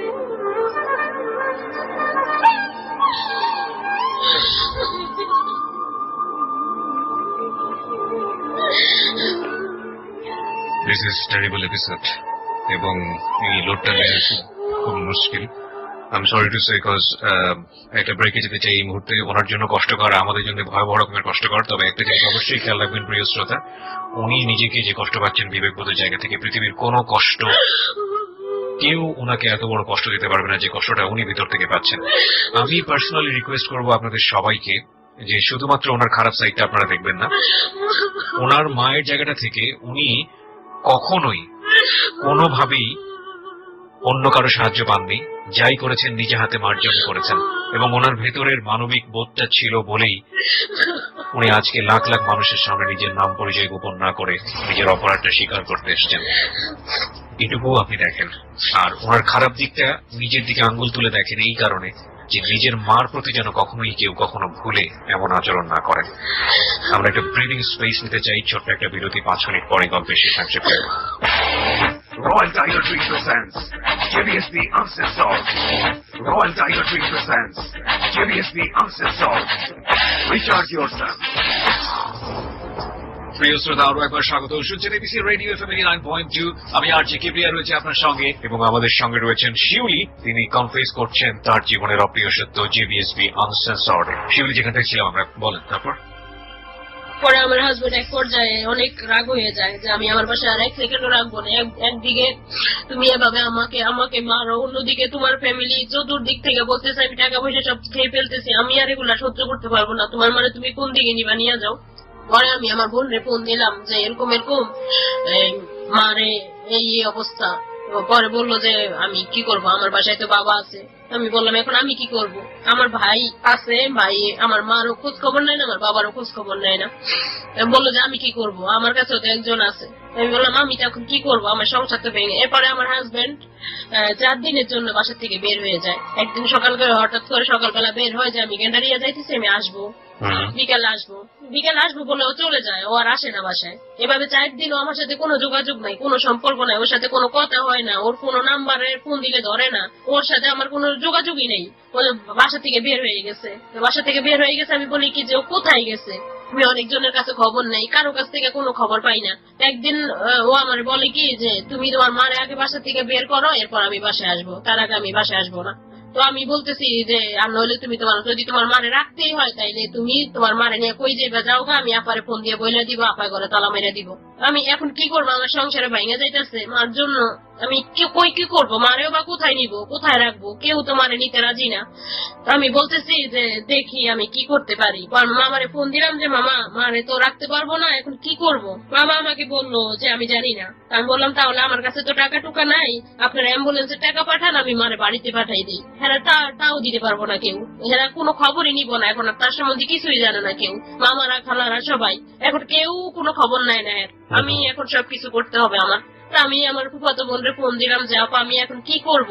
আপা আমার বলে কি যে তুই কি করবি এখন, তুই আর কিছু করার দরকার নাই, তুই ওনার বাড়িতে দিয়ে আয়গা, তোর সংসার ভাঙা যাবে। রিপন আমার ফোন করে বলছে তোর মারা যদি ঘর বাইর না করাস তাইলে এরা তোর মারে সহকারে বার করে দিয়ে ঘরে তালা মেরে দিব, তখন তোর সংসার ভাঙা যাবে, তখন তুই কি করবি, তোমার জীবন তো শেষ, তোর জীবন তো শুরু, তখন তুই তোর জীবন কি করবি, তোর মারে তুই দেশে পাঠাই দেব। কাপড় দেশে যে পাঠাবো আমার কাছে টাকা নেই, আমি কি করবো। বলতেছে আমি কি করবো বল, আমার কাছে অত টাকা পয়সা আমি দিতে পারবো না। আমি বলছি এখন আমি বা কি করি। আমার খালার ফোন দিছে, আমার খালা আমার বললো কি আমার মামার অফিস হচ্ছে বনশ্রীতে, তো বললো কি তুই জামানের অফিসের সামনে নিয়ে দিয়ে আয়গা, আপনারা টাকা পয়সাও দিবেন না, তারপরে এখন আপনারা খোঁজও খবরও নিবেন না, এটা কেমন কথা? আপনারা দেওয়ার সময় তো এই কথা ছিল না। এখন ওর আমি কি করব? আমার তো সংসার ভাঙা যাইতেছে। কথা বলার পরে আমি বললাম বনশ্রীতে আমি নিয়ে যাবো হেরা অফিসের সামনে, তো ওইখানে অনেক মান সম্মান যাইবো, হেরা তো নিব না, তখন আবার এই রুগী নিয়ে আমারই আবার আসতে হইব। আমি যে বনশ্রীতে নিয়ে যাবো সেখানে নিতেও তো আমার টাকা লাগবে, আমি কোথায় পাবো অ্যাম্বুলেন্স ভাড়া? উনি তো বসতে পারে না। ও বলছে পরে এখন আমারে কেউ ফোন ধরে না, সবাই ফোন দিয়ে কেউ ফোন ধরে না। এমনি এদিকে আমার হাজবেন্ডের সাথে আমার কোনো যোগাযোগ নাই। 4 দিন পর আমার হাজবেন্ডের আমি ফোন দেই। 3 দিন যেদিন দিয়ে আসছি মারে তার আগের দিন আমার হাজবেন্ড ফোন দিছি পরে ধরার পরে বলতেছে যে আমি বাসায় আসবো, তোর মারে আগে দিয়ে আয়। আমি বলছি ঠিক আছে আমি দিয়ে আসবো, তুমি বাসায় আসো। তো ওর বোন ওর এক চাচতো ভাই বাসায় আসে। বাসায় এসে ওর বোনে আমাকে অনেক ধরনের কথাবার্তা বলে যায় এবং আমাকে বলে যায় যে কালকে সকালে যদি তোর মারে ঘর থেকে বাইর না করস তাহলে তোর সকালে ঘর থেকে বাইর করে দিব। তুই কি করবি? তোর মারে তাড়াতাড়ি রাত্রের ভিতরে ডিসিশন নিয়ে কালকে সকালে তোর মারে বাসা থেকে বাইর করবি। আমি কথা বলতে পারে আমি কিছু ঠিক আছে, আমি সকালে আমার মারে যেখানেই পারি আমার মারে আমি দিয়ে আসবো। পরের দিন সকালবেলা আমার হাজবেন্ড আমাকে বলতেছে কি ব্যাপার, তোমার মারে পাঠাইবা না? আমি বললাম হ্যাঁ পাঠাবো। তো সকালবেলা উঠছি 7টা বাজে, উঠে আমার কাপড় চোপড় সব গুছাই আমার বোনের বাসায় দিয়ে আসছি। একটা সিএনজি নিলাম, একটা সিএনজি নিয়ে বসাই আমারে বোনের বাসায় গ্যারেজের মধ্যে রাইখা চলে আসছে। বোনকেও বলি নাই, বোনকে বললে তো মন রাখবে না। তারপরে আপনার মা জানতো এটা? হ্যাঁ আপনার মা জানতো যে আপনি তাকে গ্যারেজে হ্যাঁ রেখে আমার যান? মা জানতো। যাওয়ার সময় আমাকে ধরে অনেক কান্নাকাটি করছে, মার কাছে মাপ চাইছে। কি বলেছে আপনার মা ওই সময়টা থাকবে? বলছে তোর উপরে আমার কোনো অভিশাপ না, আমি তোকে কখনো অভিশাপ দিব না। কিন্তু আপনি যে আপনার বোনের বাসায় রেখে আসতেছেন ওই সময়টাতে আপনার মা আপনাকে কিছু বলছিল না, কোনো রিকোয়েস্ট করছিল না? যে আমাকে রিকোয়েস্ট করছে যে আমি তোকে ছাড়া থাকতে পারবো না, তুই আমাকে যত আঘাত দিস যত কিছুই করস আমি তোকে ছেড়ে কখনোই থাকতে পারবো না, আমি তোকে অনেক ভালোবাসি, তুই আমার ছোট মেয়ে, আমি তো যাই হোক আপনি গ্যারেজে রেখে আসলেন। আমি আপনাকে রিকোয়েস্ট করব আপনি একটু কন্ট্রোল করে নিজেকে আপনি গল্পটা পুরোটা আমাদেরকে বলেন। তারপরে গ্যারেজে রেখে আমি আমার হাজবেন্ড আমাকে যাওয়ার সময় বলে দেয় যে তুমি উপরে উঠবা না, তুমি মাকে নিচে রেখে আমাকে নিচে রেখে তুমি চলে আসবা, উপরে উঠলে তোমার বোন তোমার মারে আবার তোমার সাথে দিয়ে দিবা, আর তোমার মারে যদি তুমি আমার বাসায় নিয়ে আসো আমি কিন্তু তোমাকে বাসায় ঢুকতে দিব না। তারপরে আমি আমার মারে গ্যারেজে রেখে চলে আসি। ওই আমার সাথে আমি বাসায় চলে আসি মারে ওখানে রেখে। তারপরে আমার বোনদের ওই পাশের বাড়াইটা নাম ছিল নিচে নাইমা দেখে কি যে আমার মা, পরে বলতেছে ভাবি আপনার মা এখানে কেন? বলতেছে কিভাবে আমার মা পঙ্গু, আমার বোনের বাসায় এখানে কিভাবে আসবে? আপনার মা বসে আছে দেখেন। আমার মা নিচে বসে রয়েছে। পরে মাকে লোকটাকে আমারে উঠাইছে উপরে, উঠাইয়া পরে আর কি এরপর থেকে আমার মার সাথে আমার আর কোনো যোগাযোগ হয় নাই। 9 মাস ছিল মা বোনের বাসায়, 9 মাসে আমি মার সাথে কোনো কথা বলতে পারিনি। মা আর আমার বোনে জিত করে আর আমার মার সাথে কোনো যোগাযোগ করতে দেয় নাই। ওকে, তারপর কি হয়েছে? যোগাযোগ করতে দেয় নাই। মা ওখানে ছিল 3 মাস, ওখানে 9 মাস ছিল। আমার বাসা থেকে যাওয়ার 2 মাস পরে মা স্ট্রোক করছে, ব্রেন স্ট্রোক করছে। তারপর ডাক্তারের কাছে নিয়ে গেছে, ডাক্তার বলছে যে আপনার মার ডাইন সাইডে রক্ত জমাট বাঁধছে, আপনার মার ওইটা অপারেশন করে ফালাই দেবে না, আপনার মা পঙ্গু হয়ে যাবে, আরো প্যারালাইসিস হয়ে যাবে। পরে বোনে অপারেশন করাইছে, মাথা অপারেশন করাইছে। তারপরে যেদিন মারা গেল তার 2-3 দিন আগে মার জ্বর হয়েছে, গায়ের মধ্যে র্যাশ, চিকুনগুনিয়া যেটারে বলে ওইটা। মনে বুঝতে পারে নাই, মনে করছি কি যত হাম টাম হইব। ডাক্তারের কাছে নিয়েছিল, ডাক্তার থেকে ওষুধ এনে খাওয়াইছে, কিছুই হয় নাই। জ্বর, এমন জ্বর মানে কোনো কিছু খাওয়া দাওয়া সব বন্ধ, কিছুই খাইতে পারে না। পরে মঙ্গল, বুধ, বৃহস্পতি, শুক্রবারে মা মারা গেছে। মঙ্গলবার থেকে মা অসুস্থ, আমি জানি না। আপনি কি জানলেন কিভাবে আপনার মা মারা আমার গেছে? মা অসুস্থ, আমার মামি আমাকে দুপুরবেলা ফোন দিছে, ফোন দিয়া বলতেছে আমার মা অসুস্থ, আমি জানি না। তো গ্যান্ডারি আমগো একটা লোক থাকে, ওই লোকটা আমাকে বৃহস্পতিবারে আমাকে ফোন দিয়া বলতেছে যে আপনি কি বাসায়? আমি বললাম হ্যাঁ আমি বাসায়। বললাম আপনার মার অবস্থা ভালো না, আপনার মারে নিয়ে আমি ঢাকা মেডিকেলে যাইতেছি, আপনি রেডি থাকেন, আপনার হয়তো মেডিকেলে যাইতে হইতে পারে। বললাম কি হয়েছে মার? তো আপনার মার কোনো কথাবার্তা নাই, আপনার মার কোনো উস্কিদিস কিচ্ছু নাই, আপনার মার অবস্থা ভালো না, আমি ঢাকা মেডিকেল নিয়ে যাইতেছি, যদি আপনার মারে দেখতে আসে দেখা যায়। পরে আমি আমার হাজবেন্ডকে ফোন দিলাম যে এরকম মা নাকি অসুস্থ। তো বললো তোমার জানাইছে কি? আমি বললাম এরকম। তো আমারে বললো কি করবা? আমি বললাম তখন নাকি 7টা-8টা বাজে, সন্ধ্যা হয়ে গেছে। আমারে বলছে যে আমি আইসা লই, তারপরে দেখি কি করা যায়। পরে মারে ঢাকা মেডিকেল নিয়ে গেছিল, নিয়ে যাওয়ার পর ডাক্তারে মারে বলছে যে আপনার মার 80% মারা গেছে, 20% আছে। এখন ডাক্তার বলছে যে শুধু মার একটা চোখই আছে, মার সবই মারা গেছে, মার কিচ্ছু নাই, মা শুধু রুটা আসা যাওয়া করতেছে। বলছে আইসিইউ তে সেট করতে, আইসিইউ তে সেট করতে, ওখানে সেট করার মতো ইয়া নাই, খালি নাই আইসিইউ। আর বাইরেও নিয়ে গেল, মা টিকবো না, তো আর নিয়ে লাভ কি, আর নিয়ে নাই। ওই ইয়েতে ঢাকা মেডিকেলে নতুন বিল্ডিং এর 8 তলায় মানে রাখছিল, ওইখানে বেডে। ও রাখার পর রাত্রে আর কি মা ছিল ওইভাবেই। সকালবেলা আমার হাজবেন্ড আসছে 12টার দিকে, তো 12টার দিকে আসার পরে আমি কি করবো, এখন এত রাত্রে তো আর যেতে পারবো না, যাওয়া সম্ভব না, গাড়ি ঘোড়াও কিছু নাই। তো রাত্রে শুধু আমাদের বিছনায় বসে বসে কাঁদছি, জানলা তুমি আমার মারা একটু করে কথা তো আমি দেখতে পারি। পরের দিন গেলাম, 9টা বাজে গেলাম, যাইয়া দেখি মার বেডে পালাই রাখছে। মা শুধু নিঃশ্বাসটা আছে, মার কিছুই নেই, মার হুশ দিস কিছুই নাই। পরে মারে ওই ডাক্তার বলছে সিটি লাইন করতে, সিটি লাইন করার জন্য। মারা কি আপনার সামনে গিয়েছেন? আপনি তখন ছিলেন না মৃত্যুর সময়টাতে? মৃত্যুর সময়টা আমি ছিলাম। ছিলেন? হ্যাঁ। আপনার সঙ্গে আপনার মার শেষ কথা কি হয়েছে? আমার মার সাথে আমার আর কোনো কথা হয় নাই, ওই যে আমার পাশে থেকে কথা বলে গেছে ওই কথাই। ওই সময়টাতে কি উনি কথা বলার কোনো শক্তি ছিল? না, ওনার কোন দুনিয়ার কোনো হুঁশ ছিল না। আজকের এই এপিসোডটাতে শুধু একটা কথাই বলার আছে, সেটা হচ্ছে যে শিউলি এখানে এসে আজকে মনের কথাগুলো বলে গেলেন, লাখ লাখ মানুষের সামনে উনি যে কান্নাকাটিটা করেছেন সেটা উনি ওনার ব্যক্তি জীবনে প্রতিনিয়তই করেন। আমরা আসলে বাধ্য হই, আমি জানি, আমি এরকম ভিডিও ফেসবুকে অনেক দেখেছি, এরকমও দেখেছি যে ওয়াইফ তার শ্বশুরের গায়ে হাত তুলছে, বৃদ্ধ শ্বশুরের গায়ে, এরকম একটা ভিডিও আমি দেখেছিলাম। এগুলো দেখে নিজের অনেক কষ্ট লাগে। আমি আজকে জানি আজকের এই অনুষ্ঠানটা শুনে আপনারা অনেকেই কষ্ট পেয়েছেন, অনেকেই ওনাকে গালমন্দ করেছেন। আপনি যেটাই শাস্তি দেন না ওনাকে কেন, সেটা আসলে ওনার জন্য কোনো কিছুই উনি মনে করবেন না, কারণ উনি জানেন যে উনি কত বড় অপরাধ করেছেন। কিন্তু আমার বলার জায়গাটা অন্য জায়গাটাতে, সেটা হলো অনেক মাই অসুস্থ আছেন, আমি জানি, যারা শয্যাশায়ী আছেন, যাদেরকে এরকম হাতে ধরে সবকিছু করাতে হয়। আজকের এই এপিসোডটা শোনার পরে সমস্ত ক্লান্তি দূর করে যদি জীবনের এই শেষ দিন বা শেষ দিনগুলোতে মার আপনার সেবা করার সুযোগ হয় এবং সত্যি সত্যি সেটা মানুষের মতো আপনি করেন, তাহলে আমি বলবো যে আমাদের এই অনুষ্ঠানটি, আজকের অনুষ্ঠানটি সার্থক হয়েছে। আপনি কেন বললেন আজকে এই লাখ লাখ মানুষের সামনে আপনার এই কষ্টের কথাগুলো, আপনি যে ভুল করেছেন, অপরাধ করেছেন, সেটা কেন বললেন? আমি বলেছি আমাকে কেউ শাস্তি দেওয়া লাগবে না, আমার বিবেক আমাকে শাস্তি দিচ্ছে।